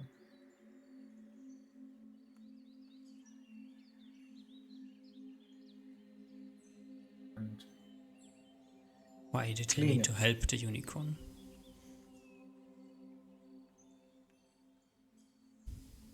He frowns, his face almost raising from the floating position on the air, on the water. I they talked as if it was something bad, something wrong on the island had made something bad on the for the unicorn, and Some before sort of corruption that has spread to the creature? I think so, and that the unicorn shouldn't be should not yet go with his people, with his kind. as it would be dangerous. And where did the stars lead you?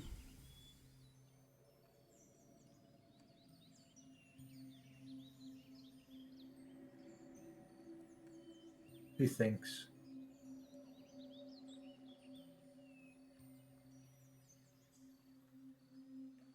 They led me north of here.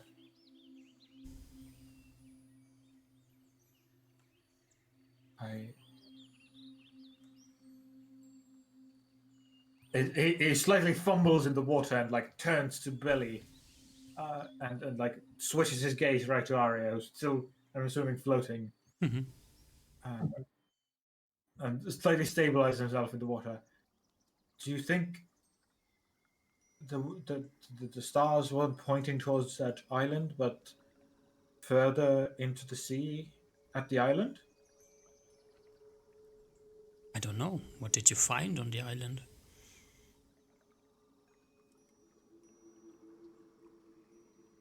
Reuven, now upper body just bobbing up and down.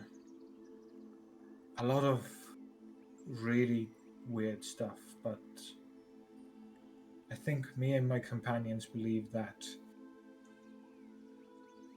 the of the great beasts in the east of our world comes from that. Ah, you cut out. I didn't catch the We beginning of the found sentence. my companions and I believe the problem, the great waste in the east. In the east, the problem with that originated on the island. On which island? Hatana, I think the humans call it. Mm-hmm.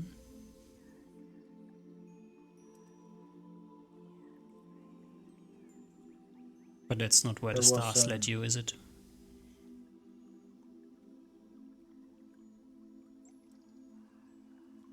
no. I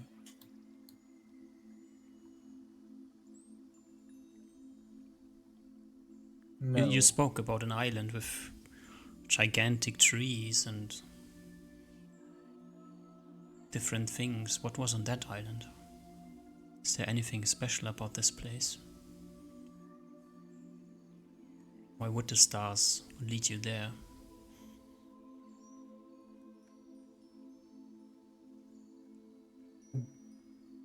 Describes the large ancient trees, the large birds, the dragon's cave behind a waterfall.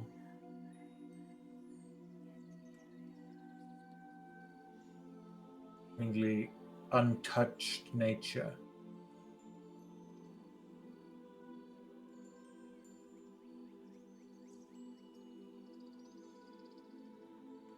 Did you speak with the dragon?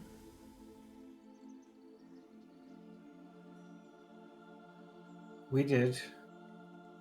The dragon was not very accommodating, friendly. He allowed us to explore and ask or remain there a while, but he quite quickly told us to leave when we spoke to him again. I believe I mentioned my guess of the All Mother to him, but he did not seem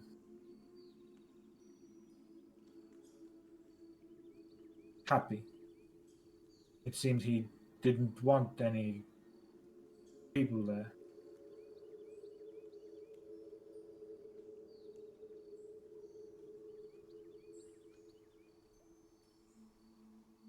Curious.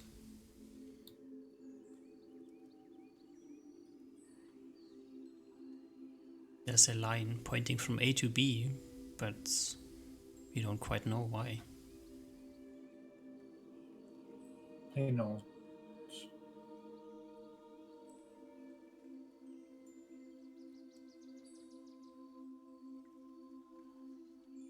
I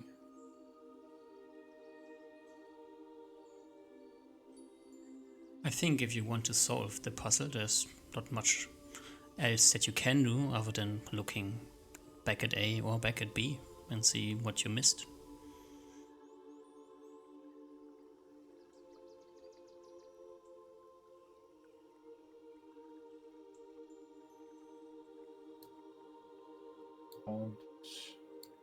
But swims to the edge of the lake and his legs dangling in the water. But I think that brings me to the problem why I didn't look into it much. I feel as though, or felt that, were I to follow this, he sighs and takes a deep breath in and exhales again. I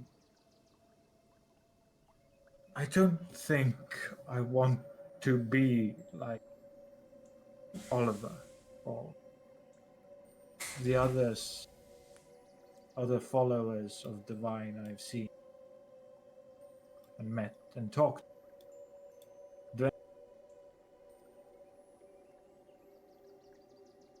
Cut out. Or like, yeah, Reuben says there on the edge of the water. I don't want to be like the followers of the Divine, like Oliver or like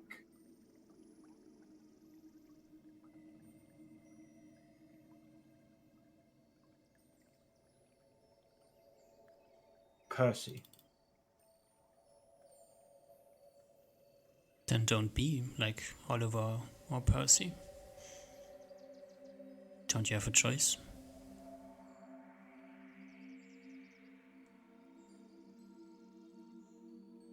He nods.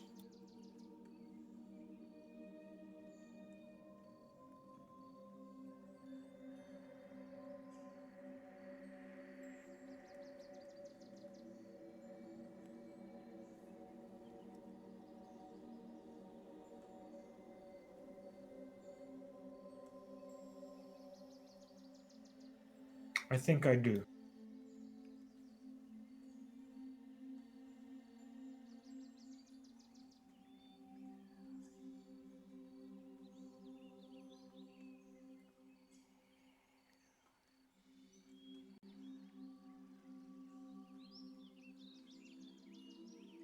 Maybe someday I'll have to head back there and figure this out. And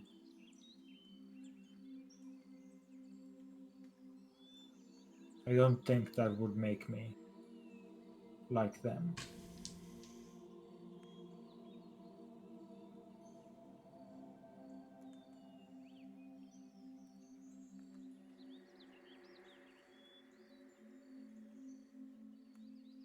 But not right now. Somehow, Reuven, you manage to miss the point constantly. It's quite amusing, to be honest.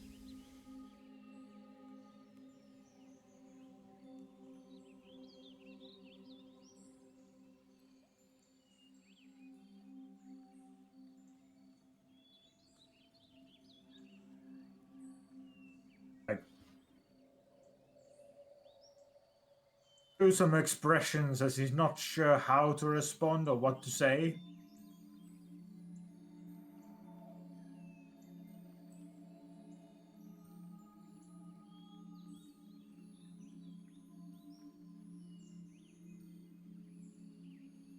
She like comes out of the water and like steps around you and puts her arms on your shoulders and leans against you and then says, "The All-Mother has blessed you, time and time again, just for who you are,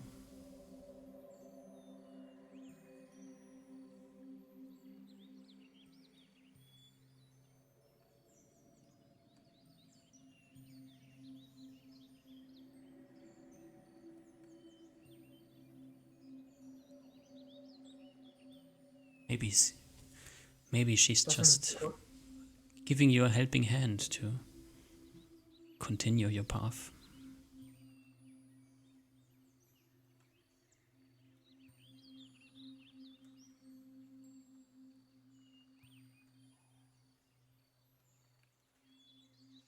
She stands back up. Takes a few steps away from you.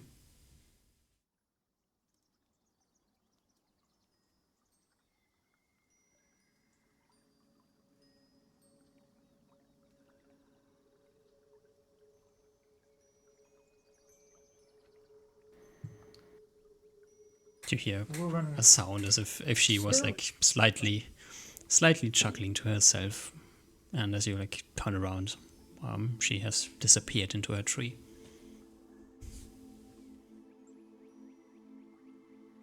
Reuben puts his hand on his like head and scratches.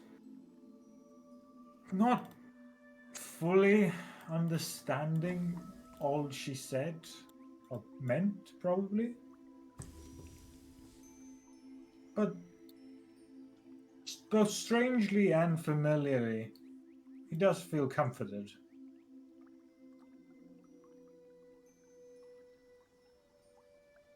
Thank you, he shouts back to the tree.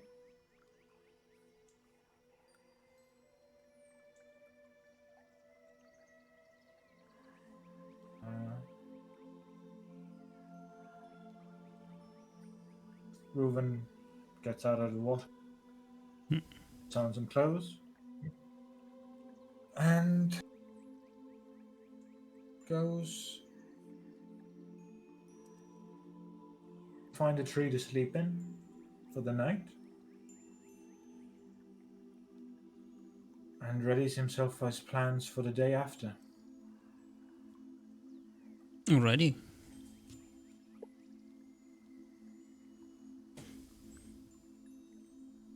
What are your plans for the day after?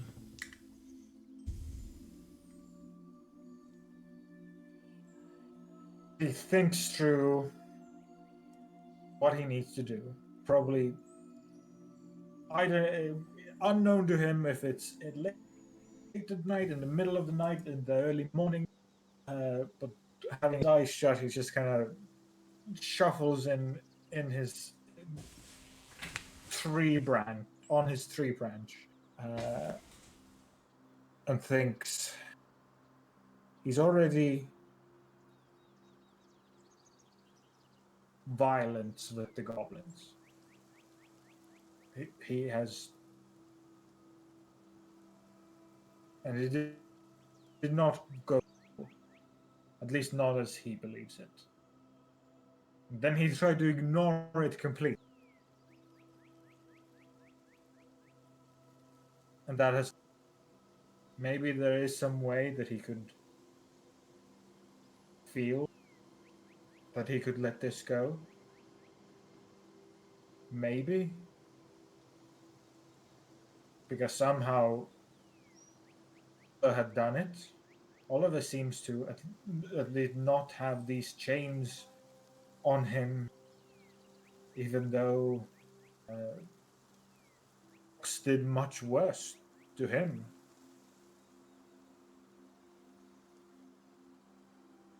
But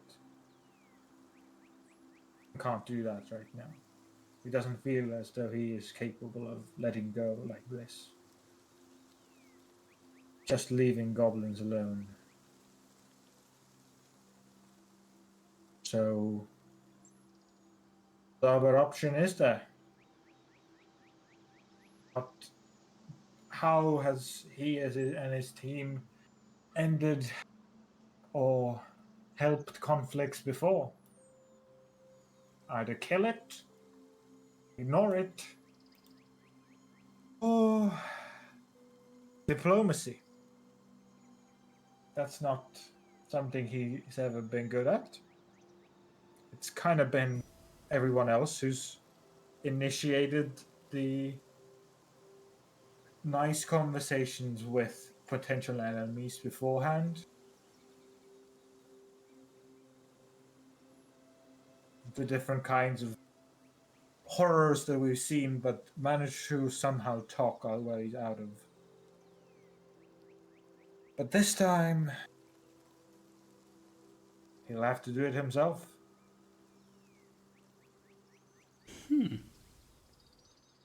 How? Do you speak Goblin? Well, he does not. But he does have some ideas. I think in the following morning, assuming Arya is not there, Nope. come to bother him. Reuben with Kitty, well, probably in the distance. He will edges to the edge of the pond and like puts his hands on the dirt and leans his face over it, looking at his own reflection. And closing his eyes for a moment, he envisions goblins, hobgoblins. Those dastardly faces that haunt his what once were dreams, even more difficult than normal dreams. And looking at those faces and open his eyes again, he mesh and pull and put one over top of the other as he, not wearing the crown at the moment, takes out instead the hairpin of the hat that is normally a hairpin of disguise, and on this canvas of Reuben's face begins to modify, change colors, change facial features. Could you describe how regular hobgoblins look? Just reddish skin, flat face, tusks, small tusks, flat nose, wide nose. Yeah, pretty tall. Wide build. You're going to look like a bit of a scrawny hobgoblin. And they are quite proud of their weaponry, so the fact that you're not wearing distinct armor might be off-putting as well. So,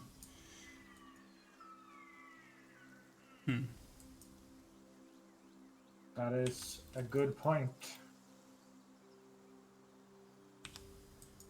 I mean, there's the chains that hold you. Maybe it's time to put them back on.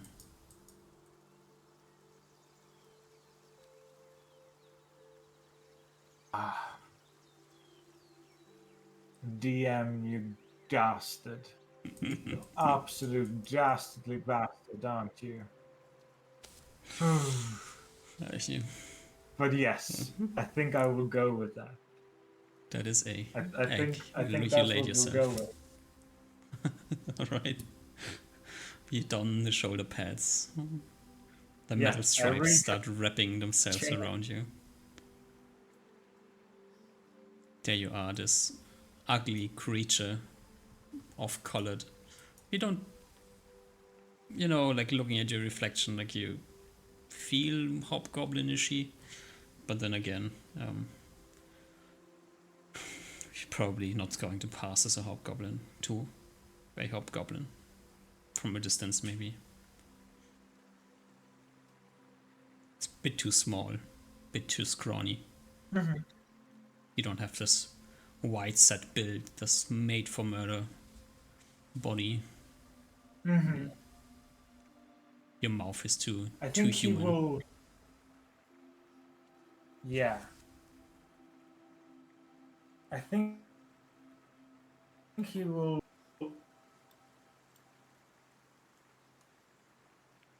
Not just.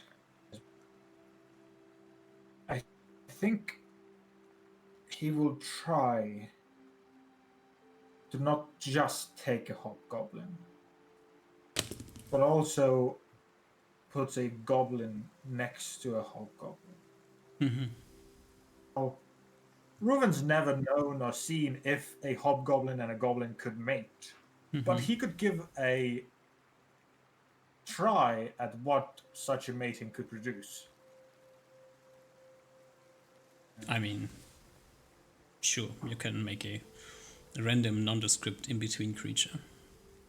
You look very weird. Yeah.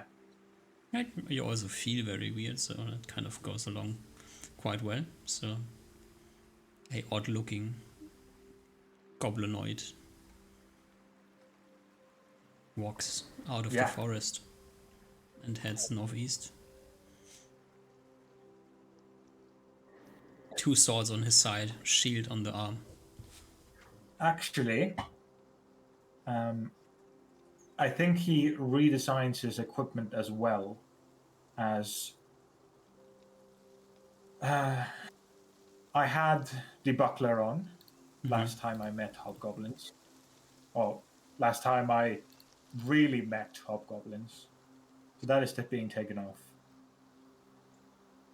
So, of course, a bow and arrow. My cape is changed with the bat cloak. And of my swords, did I had my +3 sword already when I dealt with the goblins?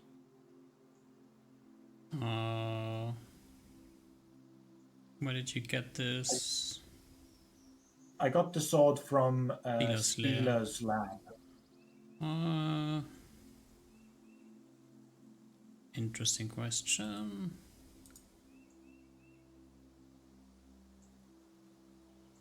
When was the goblins?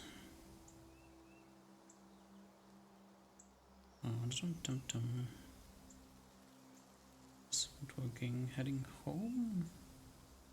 No.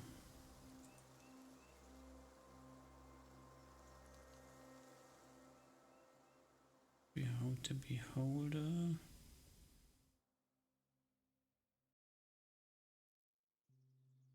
Is it trust issues?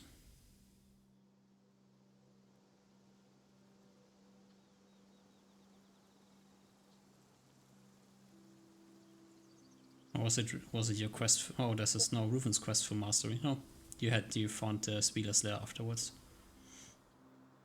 Okay. So I did not possess the +3 sword then. Nope. Very good. So a hobgoblin dressed in strange armor with the bat cloak on, with a single, probably strapped like further away on its back. Where does your equipment go? You have the I put it in my. I have the handy haversack. Yes. Okay. Yeah. Right. I might need to throw some stuff out, but I might throw my camo suit wardrobe out, but I can definitely fit all my stuff. So yes. Right. Alone. One sword, one buckler, weird armor. No buckler. No buckler, just not sword. even because I definitely had the buckler when I Weird armor, weird cloak, weird gauntlets, and a weird like head, like rest thingy. And he starts walking out from Low Bay Wood. Alright, you can make it out of the forest and almost all the way to the hilly forest. Arriving at the outskirts of the hilly forest, which is bearland, so has the occasional bear that roams this part. Could we take a few minutes, like less than 5 minutes? Yeah. Is that better? Yeah. Brip. Baby?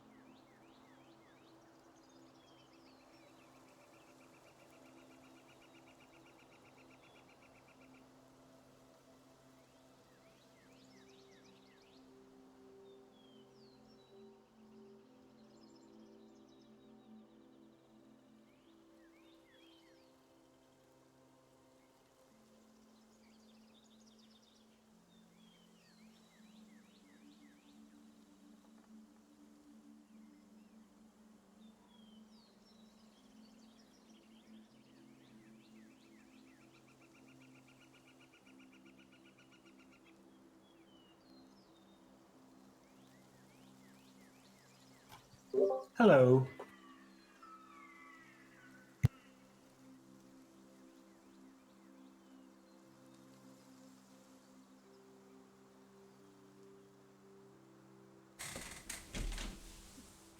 Alrighty.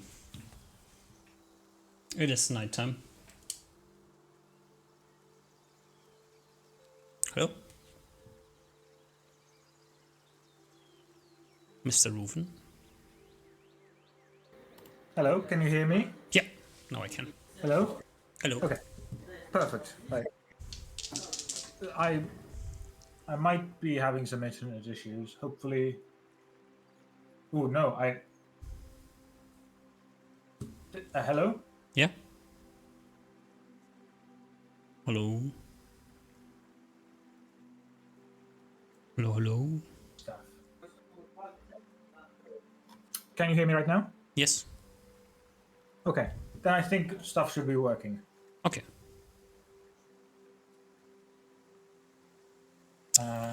It is night. 1849. That is all you want to see. Give me a perception check as you look for a nice resting spot. Okay. First roll of the session. Of the session. 2.5 hours in. Oh, 16. 16. Hey. As you. Oh, by the way, Yeah. we are in array form. Kira. Okay. As you look for a nice spot to sleep.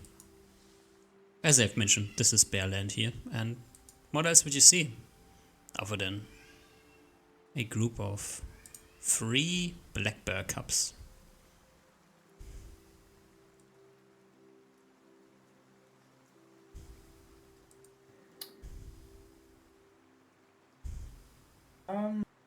I think we're fine to leave them as is.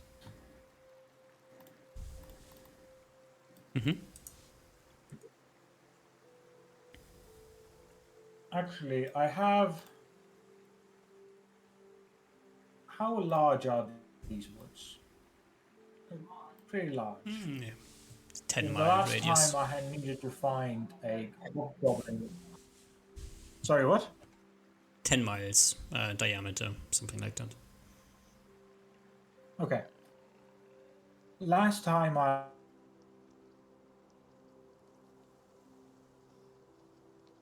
had a Hello? while to locate them, I believe. Or I don't know why, but you kind of lagging out from time to time today. Don't know if it's your if you have push to talk or voice activation on, and it's your voice activation that kills you, or if it's internet issues. it might be internet. I switched to phone. How is sound quality compared to? It's fine on the phone, yeah. Okay, then I'll be on my phone for a bit. Okay. We'll see if maybe that. This should definitely not lag, at least. All right. But yeah, last time it did take some effort to find a hobgoblin camp, though last time we weren't level 12.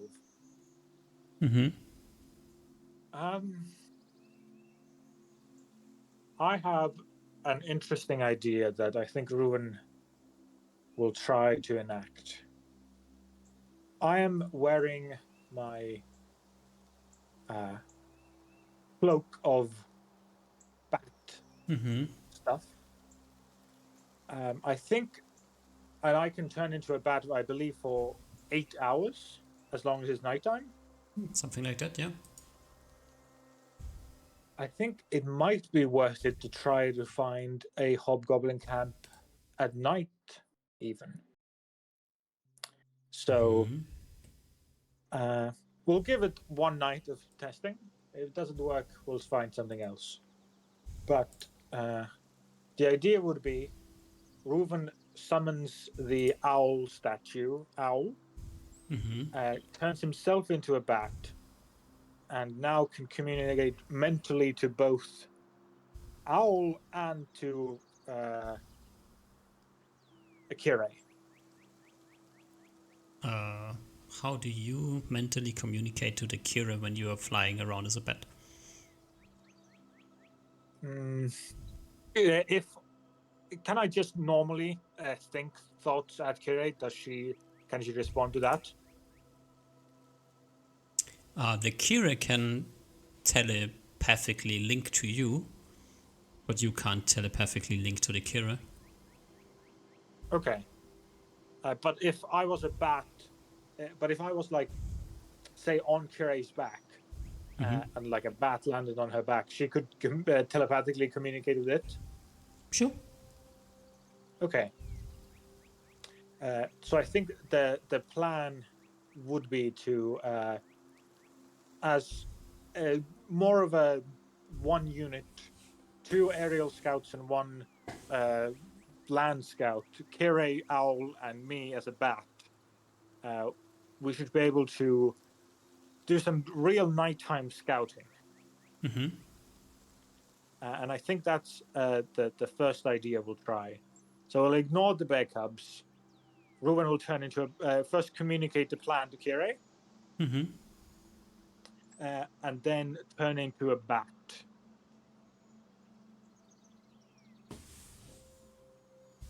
And then fly away. Yes, but holding on to knowledge of where Kira is and where Kira is going, generally at least.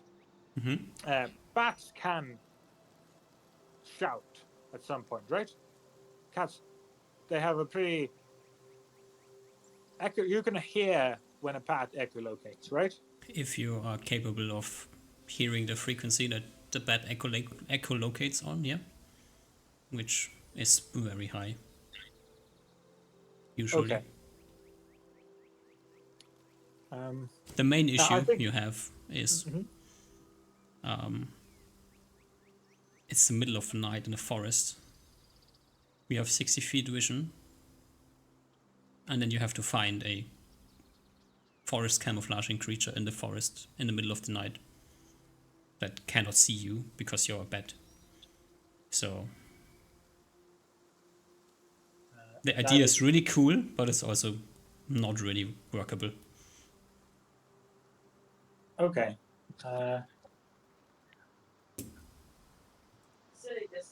I will.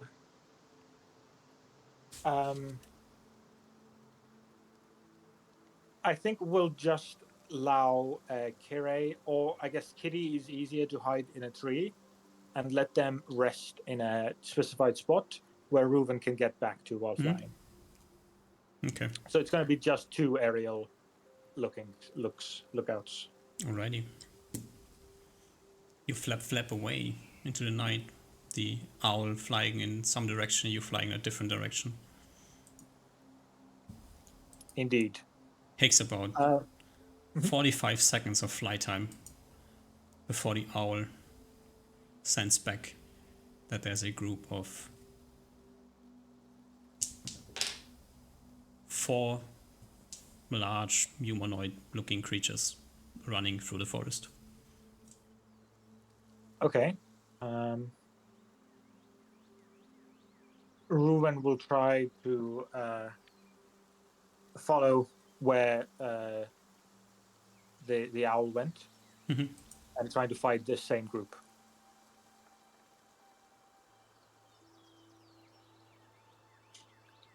If possible.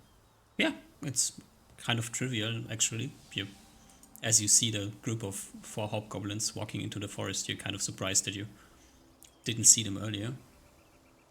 They must have walked either past you or right next to you somewhere into the forest, and you just missed them, confused by the bears or whatever. Yeah. I guess I'll just be a bat following these hobgoblins. Well, see where they go. Follow them for probably 3 hours as they walk into the forest. And you arrive, unsurprisingly, to be honest, in the hobgoblin camp. It's the same camp. Okay. looks kind of the same. Still there.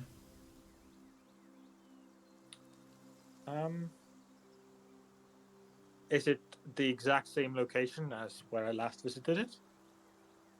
Probably. It definitely looks kind of the same.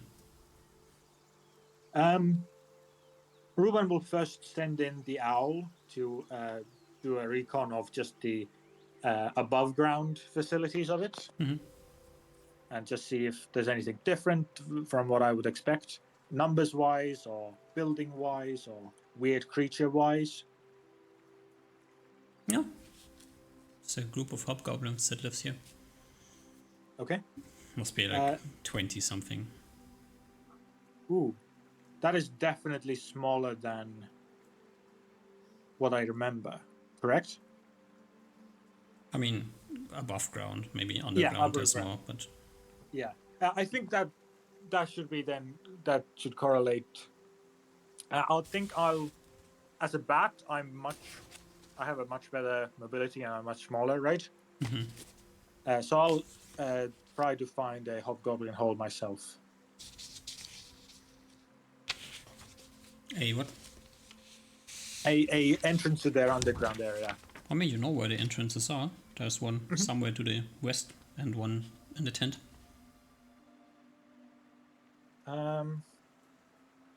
I'll try to go for the outside one first.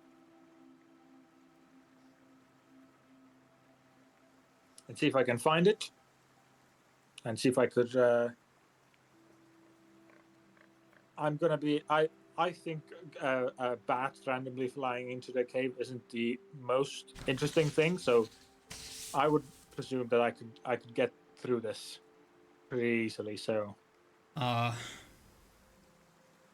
it's or super weird. Yeah. Bats don't just randomly fly into places that are inhabited by other things. Either they live there, or they don't live there. There's not really much in between. That is a good point. I'll spend the night doing a circle, just checking the above ground of the camp, and maybe at times going to the ground and checking for tracks, seeing if I can get a good count of how many hobgoblins really live here. Is that something that could be done? Sure, you try your best.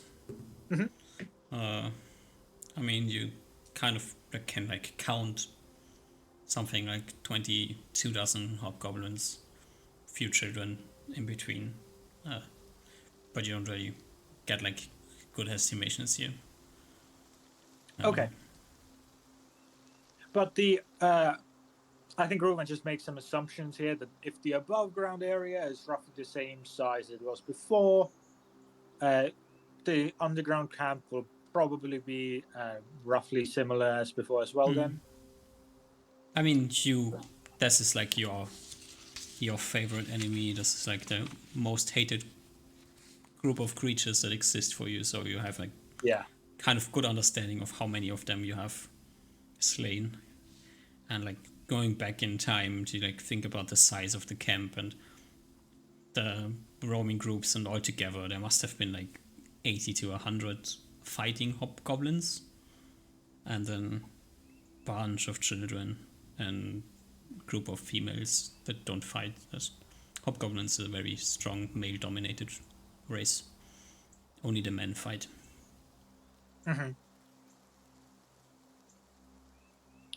Well, so after taking a good look at this place, Ruben's gonna head back with his owl, go get Kitty.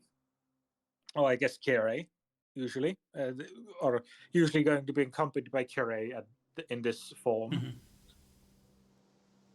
And I think we are going to go with Plan A, which is he gets Kire to follow him close to this encampment, but stay back in the shadows and find a nice hidey hole for herself. While Reuven the hobgoblin is just gonna position himself like nearby to the goblins. I haven't slept this night, correct? So Nope.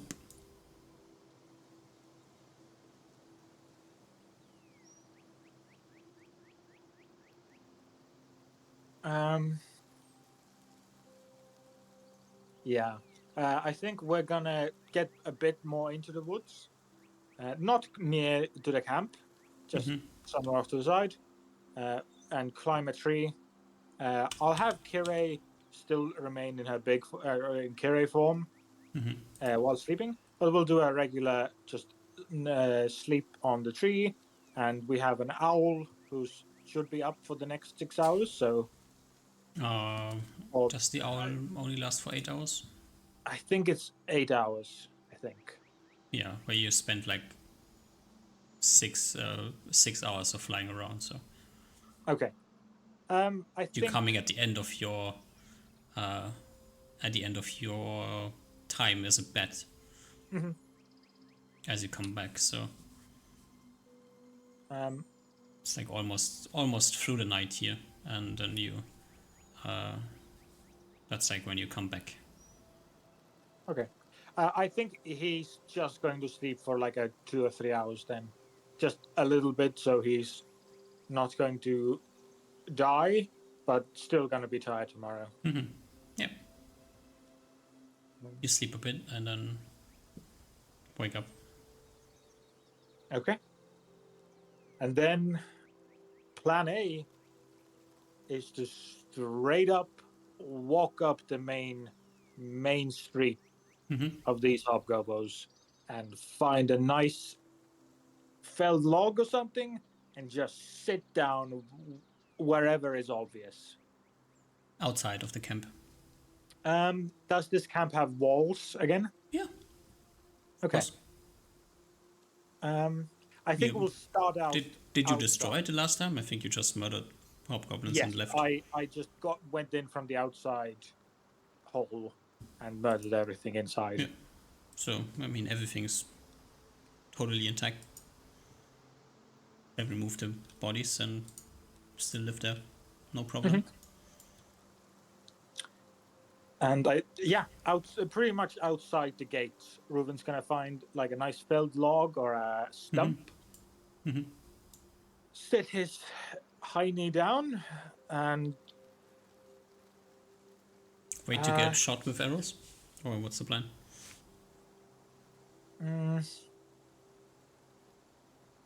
The hobgoblin is not really known for their parlaying. That is true. I'm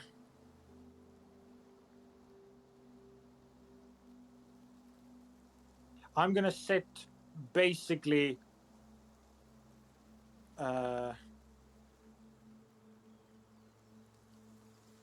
like right outside, like just slightly out of bow range, if possible. If not, sure, but out of bow range means out of sight because of forest. Okay. He'll be close to the forest, so if he starts getting peppered with arrows, he'll be able to duck behind a couple of trees. But he'll just find himself a nice sitting spot and sit himself down looking at the walls with a large part of his mind yelling at him, telling this is a stupid, awful idea. What are we doing? But he doesn't move. He just stays there and waits for the morning hobgoblins to start moving out. And he'll see what he does then. Alrighty. So you just waltz up and put your ass in front of the camp. Basically. Pretty much. Yeah. You don't have stone skin. Also, you only one Reuven, not two Reuvens. Okay, this is just a thing messing up again. Perfect. I love it. And should we do AC calculations again? I think I had 28 AC before. What is your miscellaneous magic that has nothing to do with armor? Okay. So no buckler, no, just the +2 from cloak and +2 from cloak, +2 from ring, +1 from ring. That's +5. Yeah, +5 from that. Okay, and Altogether. dex? Is 3. Which would bring you to 26. Yep. I guess. Yeah, 26. Okay. Perfect. I just need to quickly switch maps back and forth so I don't have tokens that don't exist. Is Kiri with you, like standing next to you, or is she like hiding in front of us? No. She's going to be my backup. Okay. So she's outside of sight range, hidden in some bushes, hopefully. She is kind of like a predator beast, right? So she's a bit of like a sneaky creature. Is a super good ambush predator, yeah. Okay. So she'll be hidden in the back lines. Righty. So I don't know why this is messing up, but it's messing up, whatever. Just put you in front of the goblin camp. Once again, as you approach, you can see this one goblin standing guard. And also up here, can you see my ping? Wait, let me expand. Show again. I can't see it, so you can probably not see it. I cannot see any pings, no. Alrighty, let's point the direction. Up here, there's a watchtower behind the wall where you can see another hobgoblin with a bow on guard duty.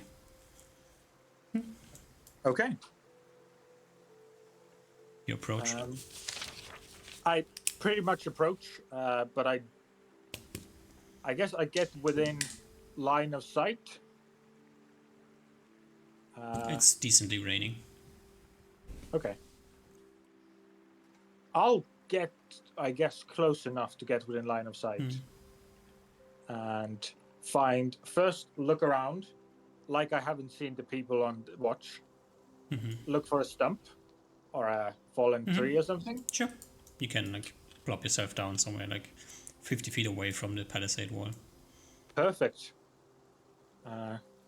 Plop myself up, slightly nudge with my backpack, with my sword, and then just do just the most like exaggerated stretch a hobgoblin goblin hybrid can do, and yawn, and then look at the wall, wave slightly, and then just keep looking. Just chill out. Yeah. You hear like a shout coming from the hobgoblin. And then another hobgoblin appears like behind him. Okay.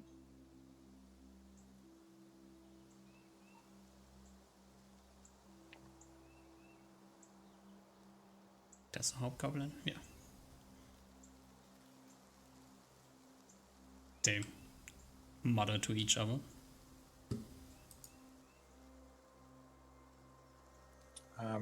Reuven has put his hands on his the back of his head and is like found like a nice something to just just hold himself slightly upright while seemingly just enjoying the rain. There comes a shout in your direction. I think his head turns and he looks, but he doesn't say anything. He's just placid. An arrow dings against your armor. That's not nice. Second arrow dings against your armor. I'm gonna go find like half cover. A curious voice in your head is that should get rid of bowmen. No. I'll shout either in my head, or if you're not connected with me, I'll shout loud enough you can hear me from inside, or if I require help. Can just knock out. I know you can, but this is all part of the plan. Trust me. Your plan, your position is very important. That you stay to make sure if something bad happens, I can let you know. You're very important. 2 more arrows. One like gets deflected by your magic. One dings against your armor again. Okay. I think Reuven starts collecting the arrows. They're super shitty stone-tipped arrows. He pulls out garbage. a burlap sack from his backpack and starts putting shitty arrows into his back. Yeah. The one that did not hit your armor was deflected by magic. That one is still like usable. The other arrows just broken. I think regardless, Reuven will still just put him in his back. His back. It looks like he's out there collecting some arrows.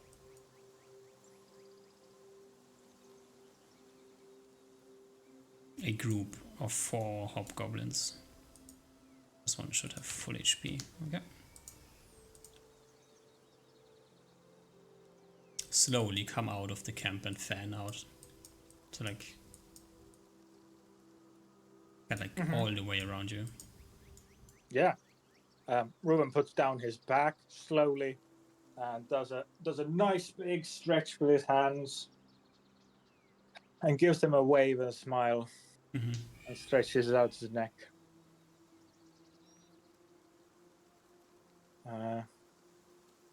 Gives them a smile and seems to expect something. As they approach, like the one that like approaches all the way right around you, all of a sudden just like collapses to the ground without anything of notice happening. I say in my head, Kire, did you do that?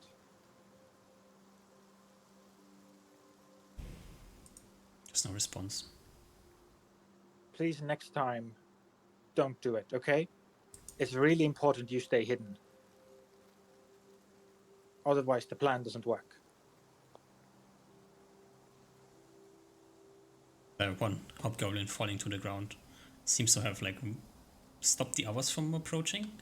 They like kind of look at each other, and they like chat with each other, and then one of them like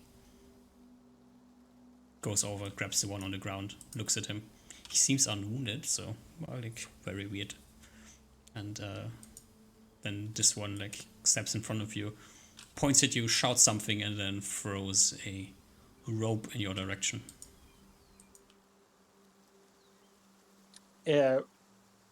Hobgoblin Reuven's head tilts. He points to the rope, points to you. He gives you he gives him a nod.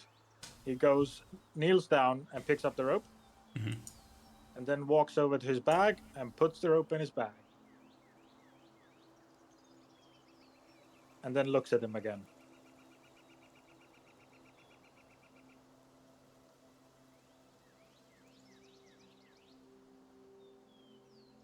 Head slightly tilted.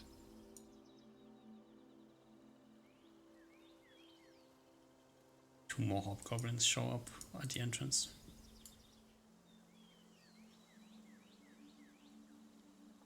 Reuven the hobgoblin is not smiling. I think his illusioned face is quite pensive. again just looks that You have no weapon drawn, right? I have no weapon drawn. I have one weapon on my back. They like chat to each other, and then one shout comes, and all 5 of them charge you. Okay. Let's dance.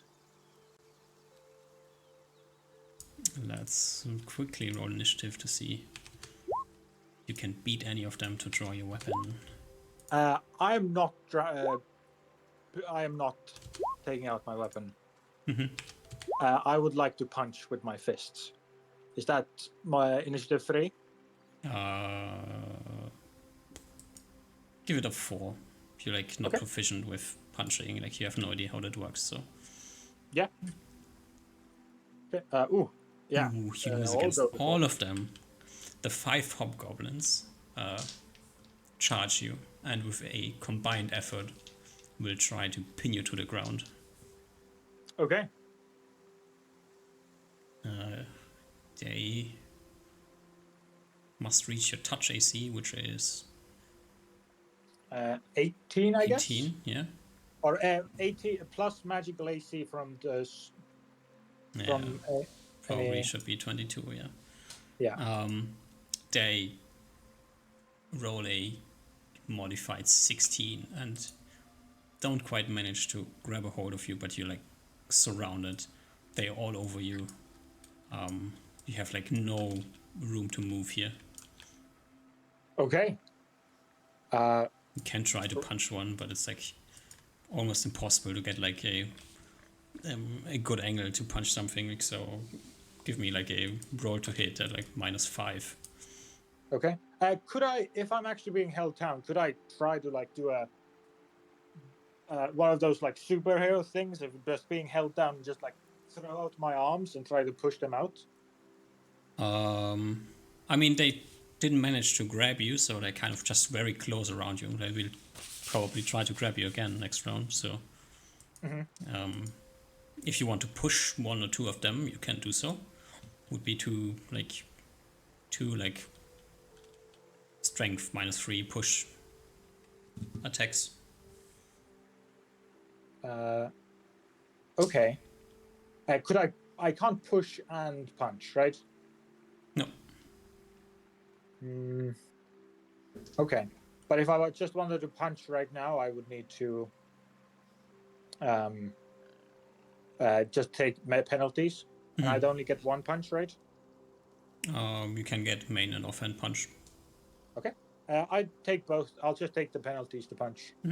So 1 like non-proficient, so that's a -2 and another -5, and then you're ambidextrous, but you don't have. I have the. You have high dex and ambidextrous, so you don't have offhand penalties. Yeah. Okay. So your first is at -7. Your second as well is -7. Yeah. Okay. So it's +11 from thingy level, +3 from strength, and +4 from goblin hatred. Oh yeah, true. Yeah. And then -7 from all the penalties. Yeah. So this is the first one, and this is the second one. That are 2 hits. How much damage does a punch do? D2. 1 or okay. Plus Plus strength. Oof, does that get you full strength? That's a weird question. It's probably in here, unarmed combat, pummeling. Actually, I get bonuses to unarmed combat because I have the tumbling proficiency. Let's see what. Strength bonuses to attack and damage rolls apply to all pummeling attacks. Okay, that works. So.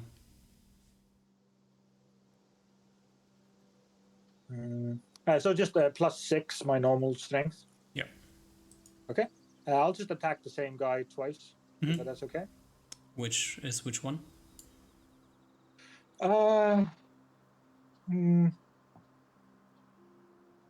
This guy, bottom left. Alrighty. You flat out crack his skull. Like you throw your first punch, his eyes roll back, and your second punch, like completely undefended, hits his face and caves his face in. Okay. What? Next round? Next round, the 4 goblins try to overtake you again. One of them will most likely beat your initiative, so. Yeah. Unlucky they roll the same roll as last time, missing you again. Okay. I punch twice. Mhm. Do I get the same penalties to hit? Yes. Okay. Actually, where is... Sorry, an alarm went off. Where is non-weapon proficiency? Oh, sorry. I'll just roll it. I'll see if It's crit the and 15 hit. hit. Okay, I'll just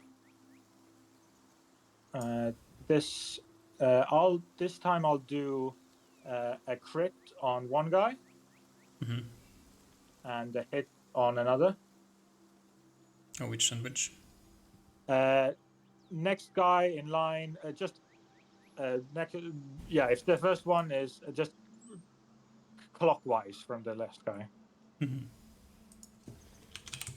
The first one, you hear like the crack as you like knock his face over and his neck breaks. The second one takes the punch surprisingly well, still falls to the ground unconscious. Okay. As more screaming and shouting. 2 more arrows fly in your direction. Both missing. Okay. Do they try again or do they start running? Actually, I get a third attack this round.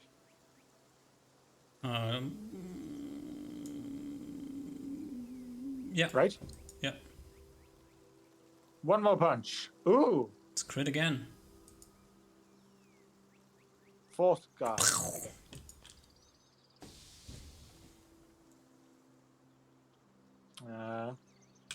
It is really gory here right now. You've like exploded 2 heads, knocked one unconscious, the other one, like the entire chin is like completely off to the side, like the face ripped open.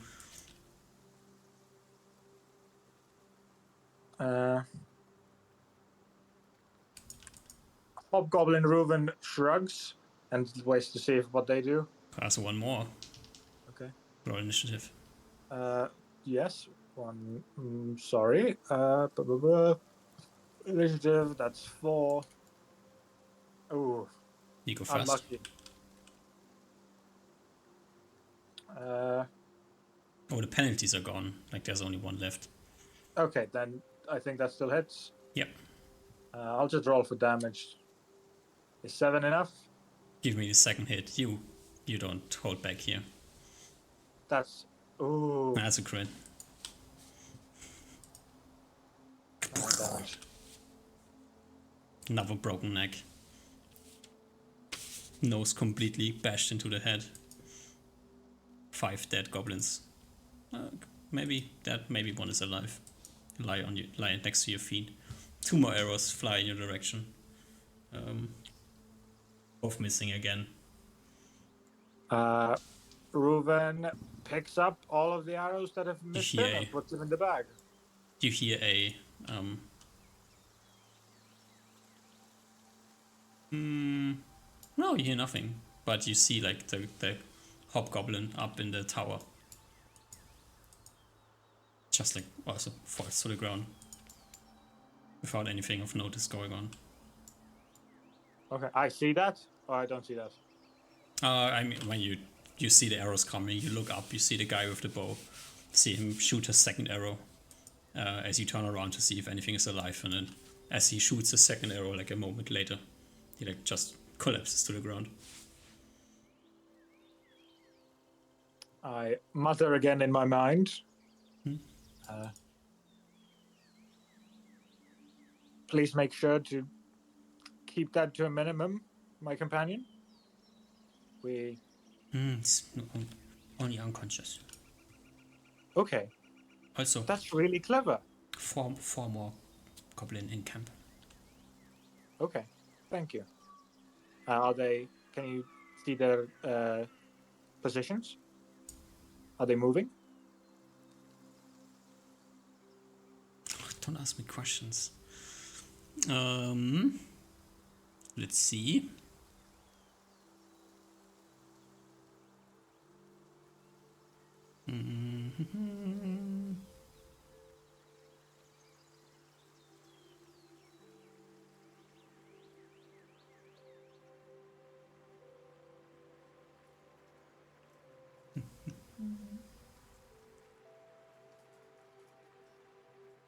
No, just that they are there.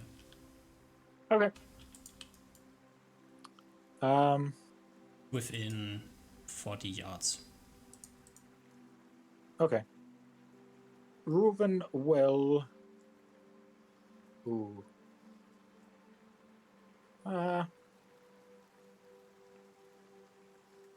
He just finds another log to sit on.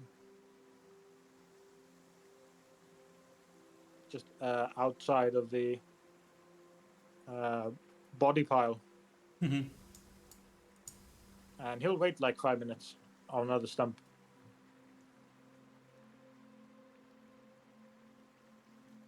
See if any other arrows come. Mm-hmm.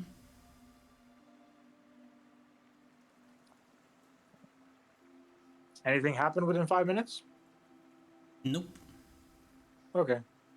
He'll yawn again, and then he'll go to these bodies and start like separating them out. See if any of them still live. I mean, the one that is not crossed out seems to still be breathing. Okay. Reuven finds another sitting spot, maybe on the other side, and he'll drag the breathing guy over to this place and put him at his feet. He'll sit down again and wait. I'll wait another like 5 minutes. Nothing happens.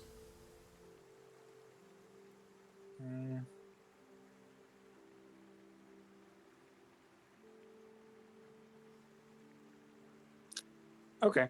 I think Reuven asks Kitty in his head if she Kira in her head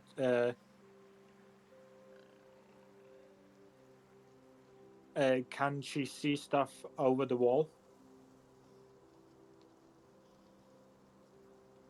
Or can she detect me through the wall? Yes. Okay. Keep watch on this side. I'm gonna go in. If I can't contact you through my mind, I'll shout. No, cannot contact. Only feel. Okay. If you hear my shout, I'm looking for. If you hear my shout in Elven, you know I'm asking for help.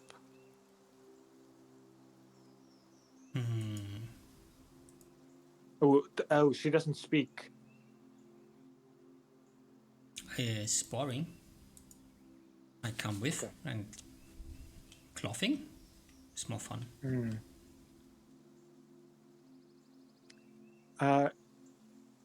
If you make sure you did really well, my companion. This was really well. You did really well. That was really smart. I think we got it this far. If you want, you can go hunt and play, but be careful. There's trolls here. I don't know if you ever fought trolls, but they come back to life. So be very careful, okay? I hunt goblin.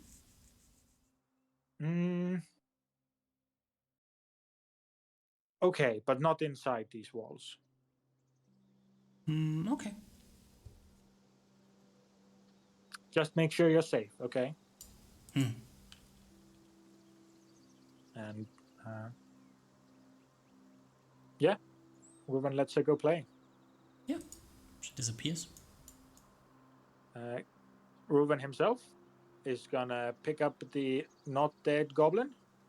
Mm-hmm. He's gonna walk inside the gates. With the not dead goblin. Yeah, in his arms. Alrighty. You drag the goblin in. He waits in the gates to Camp see is if he's empty. ambushed. Nope. Oh, perfect. Is there a fire in this fire pit? Nope. It's daylight. I should give you more vision. Okay. Just don't night vision. No night vision and switch to daylight. Yep. Also there's no monkey in the tent. Okay. There's nothing here. Reuben's gonna find a nice. Is there this cart still here? Mm-hmm. Yeah, he's gonna put him in the cart. He's gonna make himself a nice. He's gonna make himself comfy on the cart. Mm-hmm. Yeah. Alrighty. You sit for like 20, 25 minutes. Mm-hmm. At which point, running out from the tent as a group of, must be like dozen and a half hobgoblin children. They just run out of the tent and head towards the gate, basically your direction. And shortly after them, there's a group of unarmored, probably female hobgoblins. Reuben gives them a slight wave. Mm-hmm. And they run out of the camp.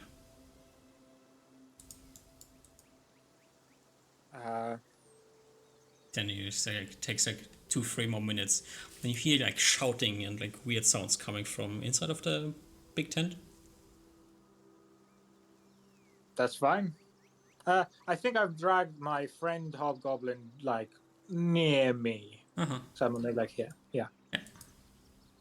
He's going to be unconscious for like 24 hours. So. I'm more than ready to wait that long. So Reuben puts his head to the side and gets a nice perch and just keeps watch and waits while debating with himself in his mind, still saying, this is an incredibly stupid idea. We should just be killing them. We could have killed all those children right now. This could be over. Takes about 4 more minutes, at which point there's like a group of 4 hobgoblin warriors running out of the tent, also like just basically bolting. I give them a wave as well. Yeah, they ignore you and run out. And then like 2 minutes later, appearing in the entrance of the tent.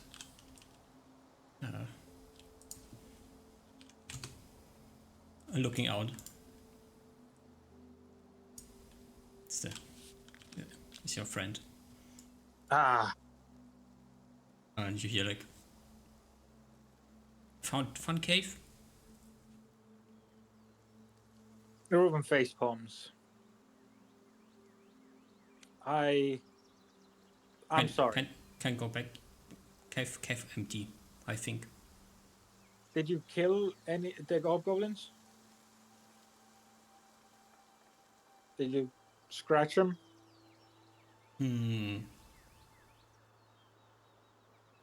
How many? One.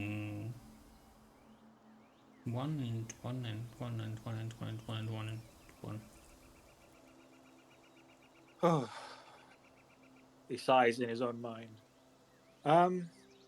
Can you? They're no fun. They're weak. Right. Accidentally kill one, and then kill one more, and one more, and one more. And they run. Then I accidentally jump on back of one, and then one more. Okay. Then one got ran in wall, and then also died. And one more. Uh, But okay. no one inside of walls. No. Only in cave.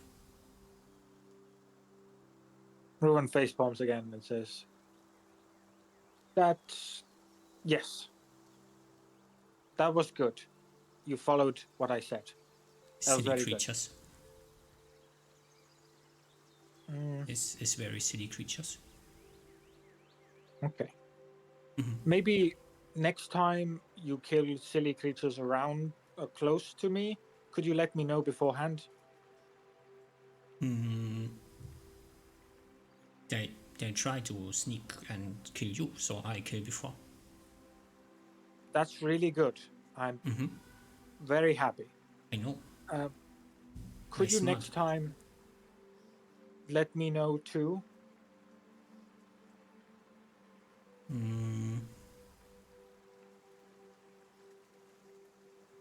If you can.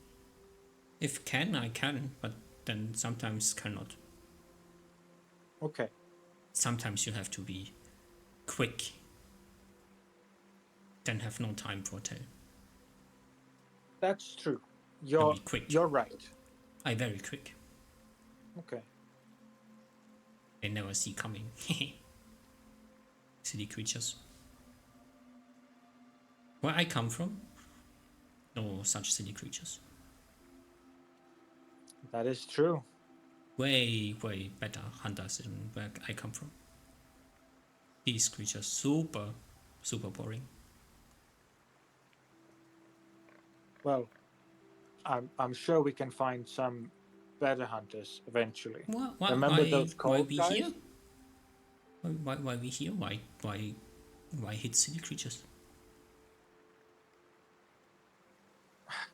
Reuven sighs, both in his mind and to himself. It's a silly idea, I guess. Like, silly creatures come and go, but no meaning.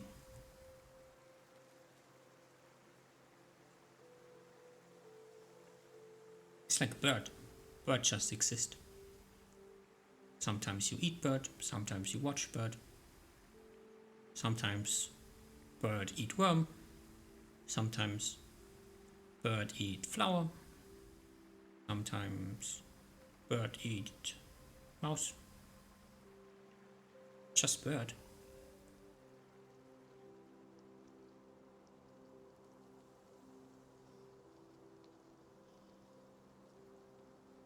That's very true. Don't eat that guy.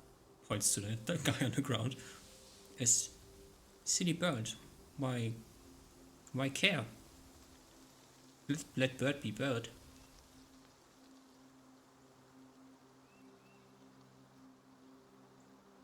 You know, maybe you're right. Sometimes bird becomes silly. Then you knock silly out of bird. Then bird no longer silly.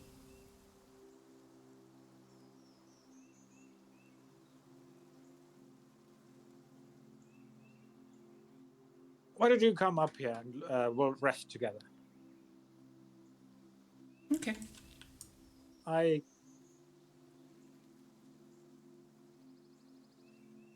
I'm not sure what we'll do with these silly guys.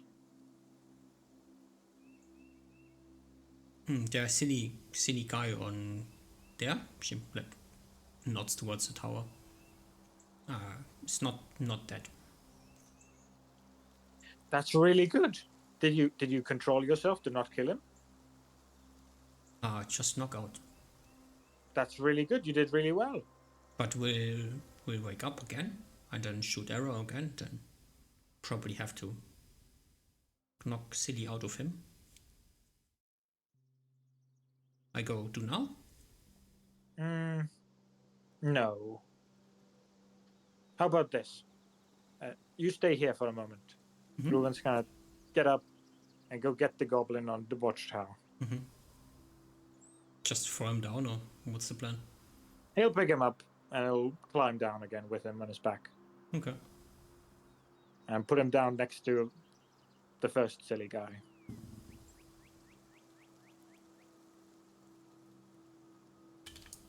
And Also one outside. Also only knock unconscious.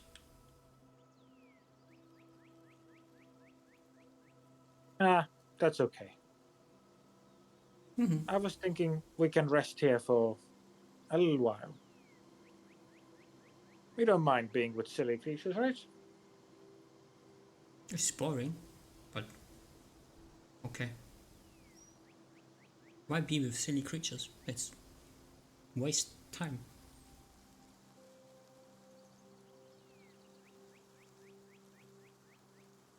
Reuven stays quiet.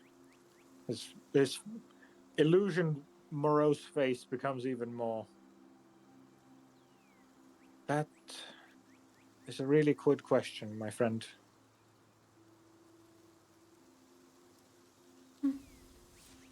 Curie puts herself down on her 8 legs, rolls a bit to the side, and like snoozes away.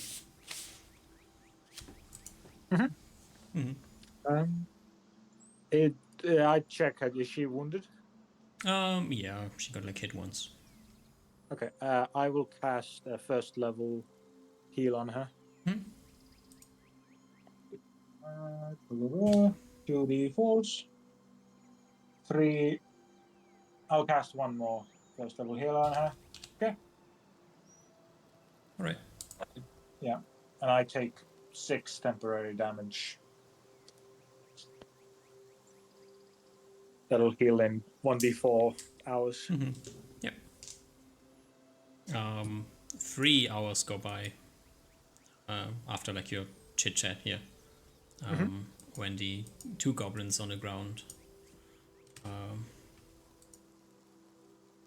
start to wake and like move around a bit, like in very close succession to each other. Okay. You can see as Kira like opens her eyes as they wake up and like bored looks down on them. And then looks at you.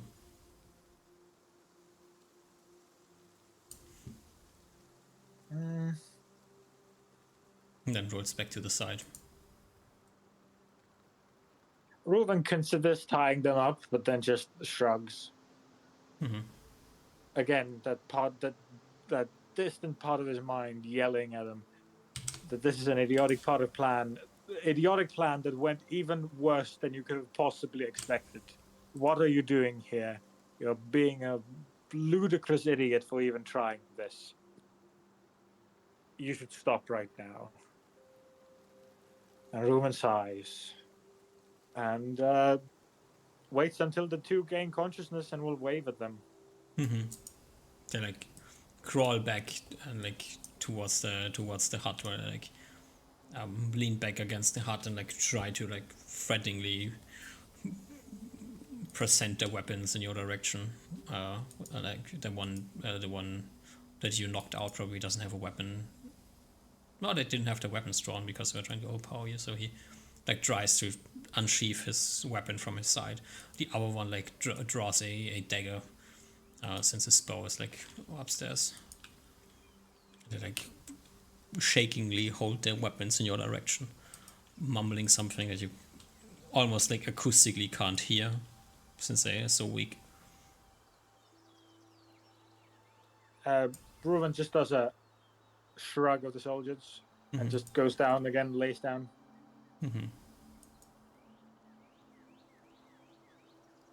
They can do what they want.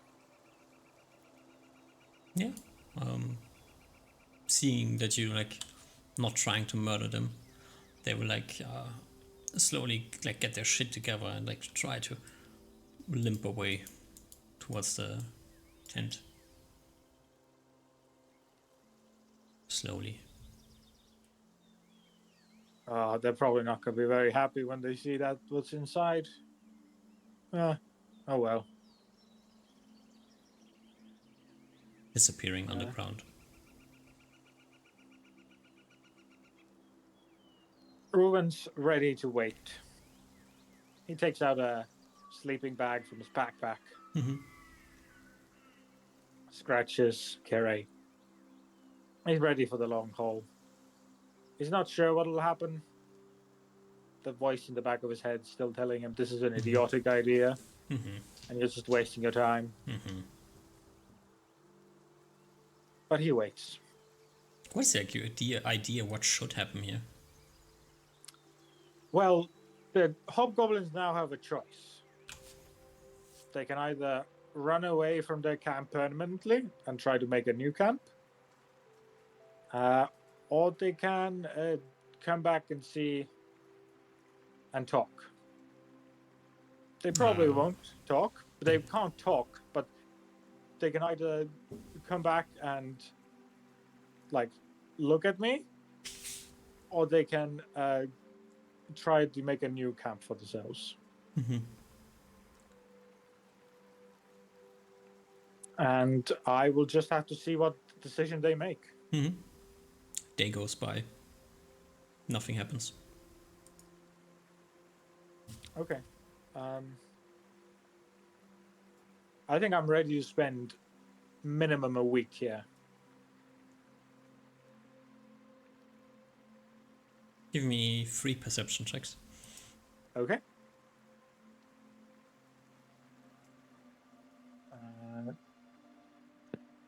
E20 plus 9.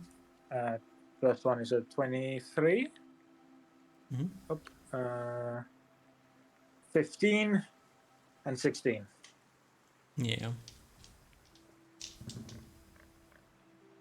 Nothing. A week goes by.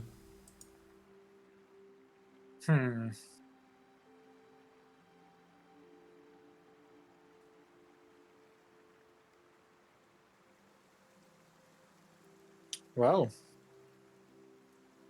I guess we'll have to try again. That voice getting ever so louder, and like more parts of my Reuben's brain are saying like, this isn't working. This is failing.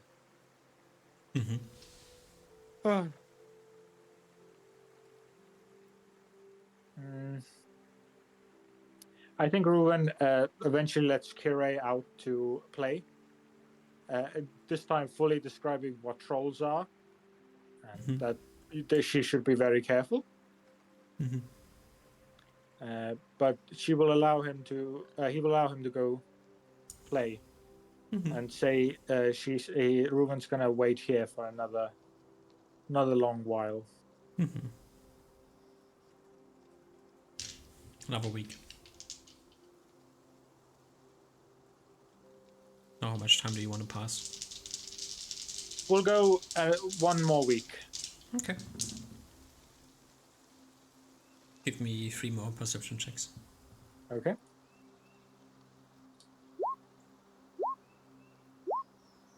Okay. Great rolls.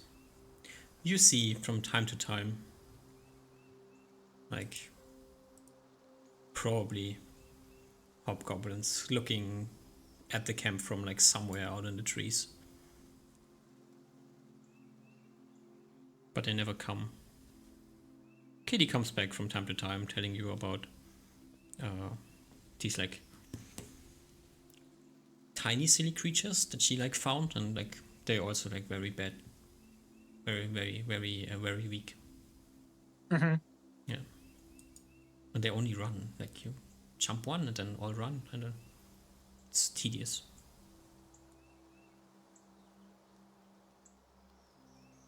Also, they don't taste good. No. I assume she means normal goblins. Well,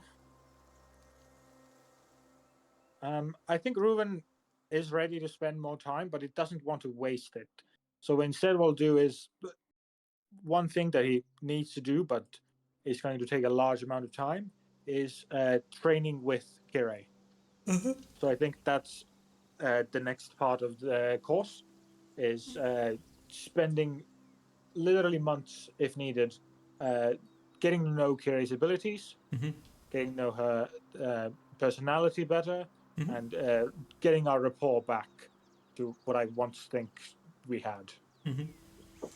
Alrighty. So, edit training montage. Okay. How much time do you want to spend unless something else happens? Like, are you like staying here for 5 months? 1 month? I'm going to wait an extra month, and then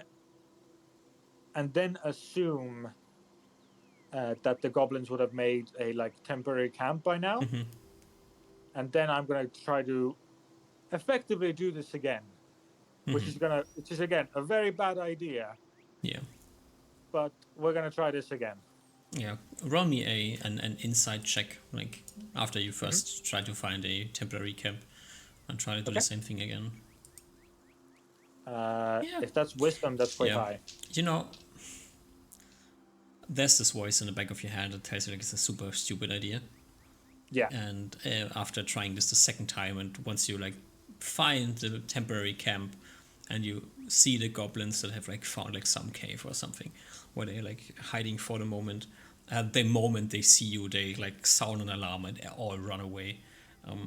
You know, it might have to do with the fact that you like wandered into their camp and like without like raising, like without doing much, just like murdered like 80% of their fighting force. Yeah. And then this like crazy cat that is with you like snuck in from the back entrance and like murdered the other rest of the fighting force. Basically, there's like 6 hobgoblin fighters left here, so they will not engage with you. That's like, you know, just basically suicide for them. If you want, you can hunt them through the forest and like try to murder more of them, but then again, like that's what you tried the last time. Yeah. The outcome is probably going to be the same. The hobgoblin genocide is probably not going to happen. And Yeah. maybe Kira is right. Yeah. I think there's a lot Ruben thinks about through these events. A lot of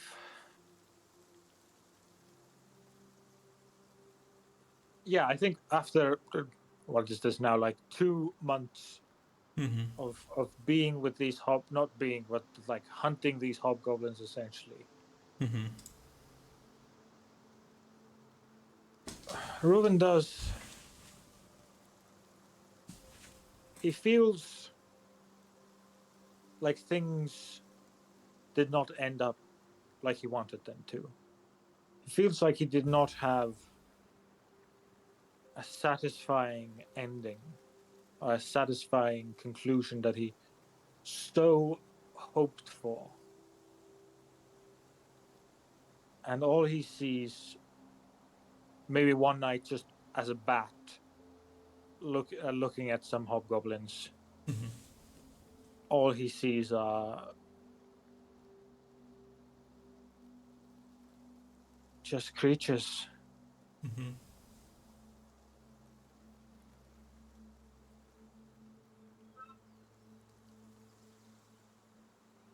Just, in some ways, almost pitiful. Creatures that once hurt him very badly, and then he hurt them back. And they will probably try to hurt him or his kind back.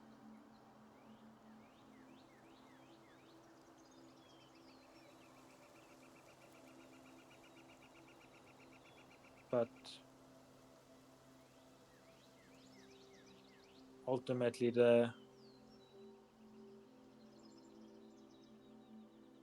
just another part of nature, right? Or if Probably. not pure nature, at least I mean, they're something. just silly birds, you know.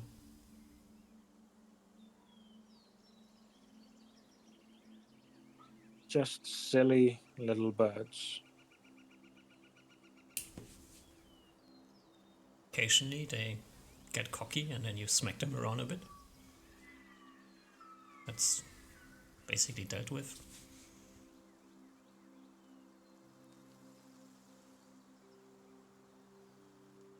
That's how nature works.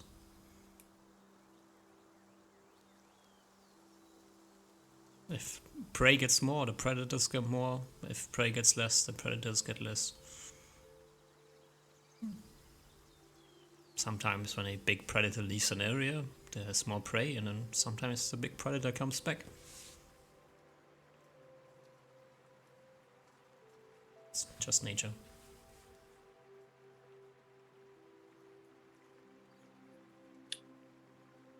So, after maybe 2 and a bit of months living in these goblin woods, somewhat training with Kire, Reuven eventually says he's had enough and begins walking out of those woods. It's really not worth your time, to be honest. That is true. Bad things happen.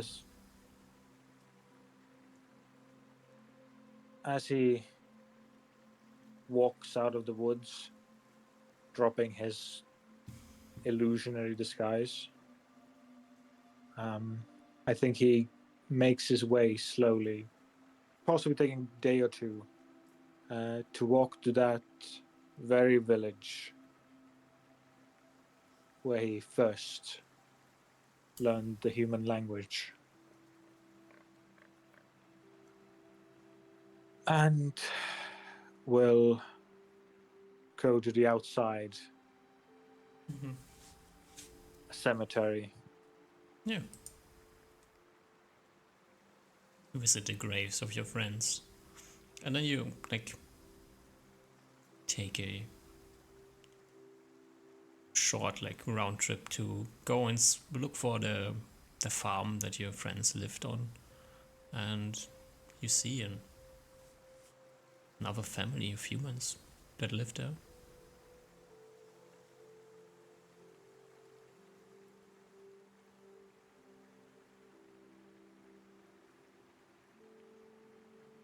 I think Reuven stands thinking if you should smile or cry about this weird circle of life shit going on here. But somehow deep down inside, it's just nature.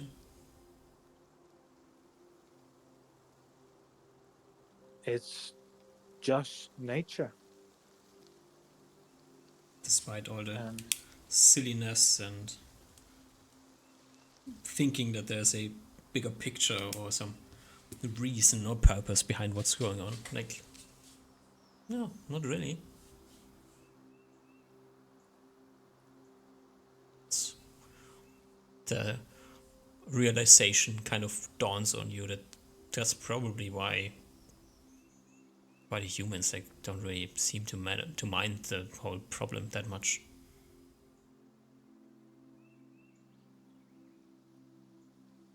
Yeah. Maybe they... I mean, when you only live 40, 50 years, 60 years,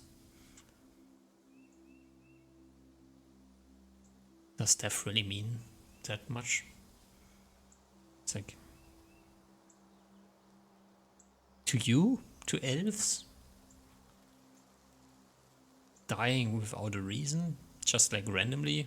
That's a catastrophe. But for humans? Apparently not so much. Just par for the course. Just a part of nature, right? Mm-hmm. Just humans being as humans are. And in that way, Reuven should be as Reuven is, Yeah. as you do what his path is. Maybe you are the apex predator of the hilly forest from time to time, roaming by, murdering a group of hobgoblins to make sure that they stay checked. But other than this,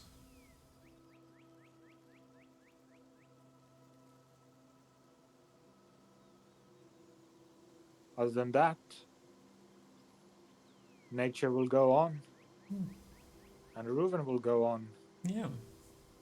do what he must do. Which So I is, think, now that you think about it, that probably brings like a slight chuckle um, out of you. That's why Oliver doesn't seem to care that much. He doesn't need to rot out every single ogre in the northern forests, even that he like lost his home and maybe family to these things.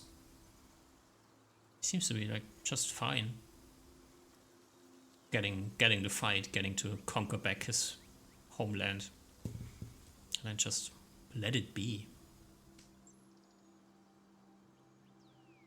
It's probably more important things to throw your life away about.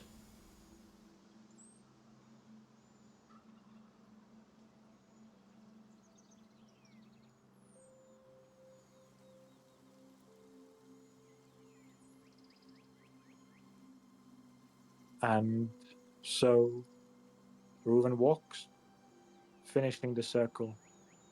One more time, he brushes his hand against the grass covering the grave, leaving a beautiful plant behind that maybe only exists in the elven woods, and walks into the setting sky towards what he must do next.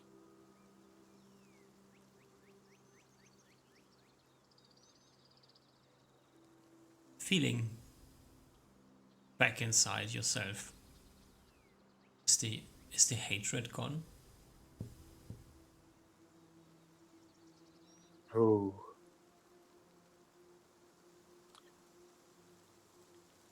I think the shifts and mutations that have happened in Reuven's arguably probably more malleable state and mind than a regular elf, or maybe less so, unclear. But what first started as this burning inferno of rage and hatred and killing intent that later washed away into just a painful, almost putrid, infected wound in his mind, constantly aching him, but leaving him without a purpose or without a constant need, but instead just a overarching pain. That now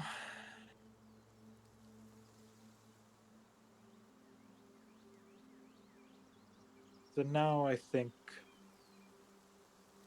slowly the infection drains. The chains pulsating out of him, holding him, or more so pulling him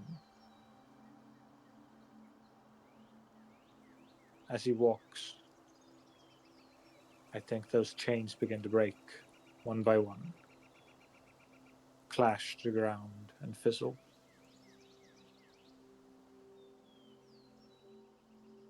And what replaces the hole where the wound was, the fire was, the pain was, is the feeling that already existed in his mind, in his soul, that just grows into it and fills it. The feeling of his path, his idea of nature, his feeling of what he must do, and what he must do to protect nature, and what he feels as though is his calling, his purpose in nature. Just as how humans are only a thing in nature, and goblins and hobgoblins are a thing in nature, so is he.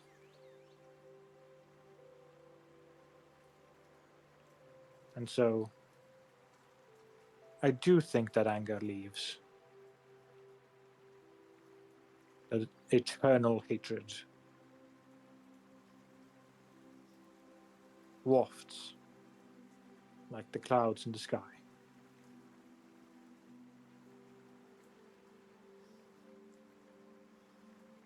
And he walks.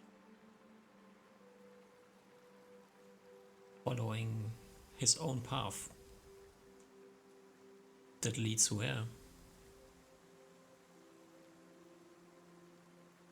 Well, next up on the to-do list, let's go meet Percy. Alrighty.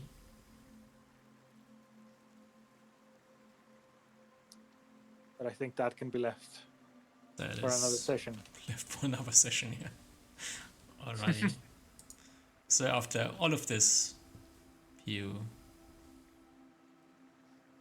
find like the solution in your mind that like slowly transcends into a solution of your feelings as well. And with this newfound old conviction, kind of, you refined like your purpose is like just to guard nature, basically. Effectively, yes. Do his part in nature. Yeah. Yeah, Who better to ask than who better to find with that idea in mind? Like just aligns perfectly, kind of, than the chosen of the nature god. Makes sense. So straight back all the way south you head into your elven homelands, and we will see what you find next time. indeed we shall. Great. It's a fun session. Right. This was. I really hope you enjoyed this session. Yeah, it was great. I very much made Reuven as like very much RP focused in a way, very much internal discussion, internal. I think a very big part has always been Reuven's answers do not come from outside; they come from internally. And yeah, I truly hope that it has been also interesting for you. Yeah, it was a great session. I glad. enjoy the mixture we have from player to player, like from where we go. Like with Reuven, it's always like very deep and personal. With Oliver, it's always like this. Oh fuck! Like how do I change the world to be a better place? And with Osmar, it's like focus, engineer. It's like really fun. Yeah. All right. Thanks for playing, and I guess we will see when we do Elven Adventures second part. Heading home once again. If that's home, it's also up to debate. That is home ? All right, we have a title for the next session already. Perfect. All right. Well then, have a nice weekend, and we'll meet again. You too. Bye bye. Thank you for DMing. It was really a great time. Yeah, all right. welcome. Good night. Bye.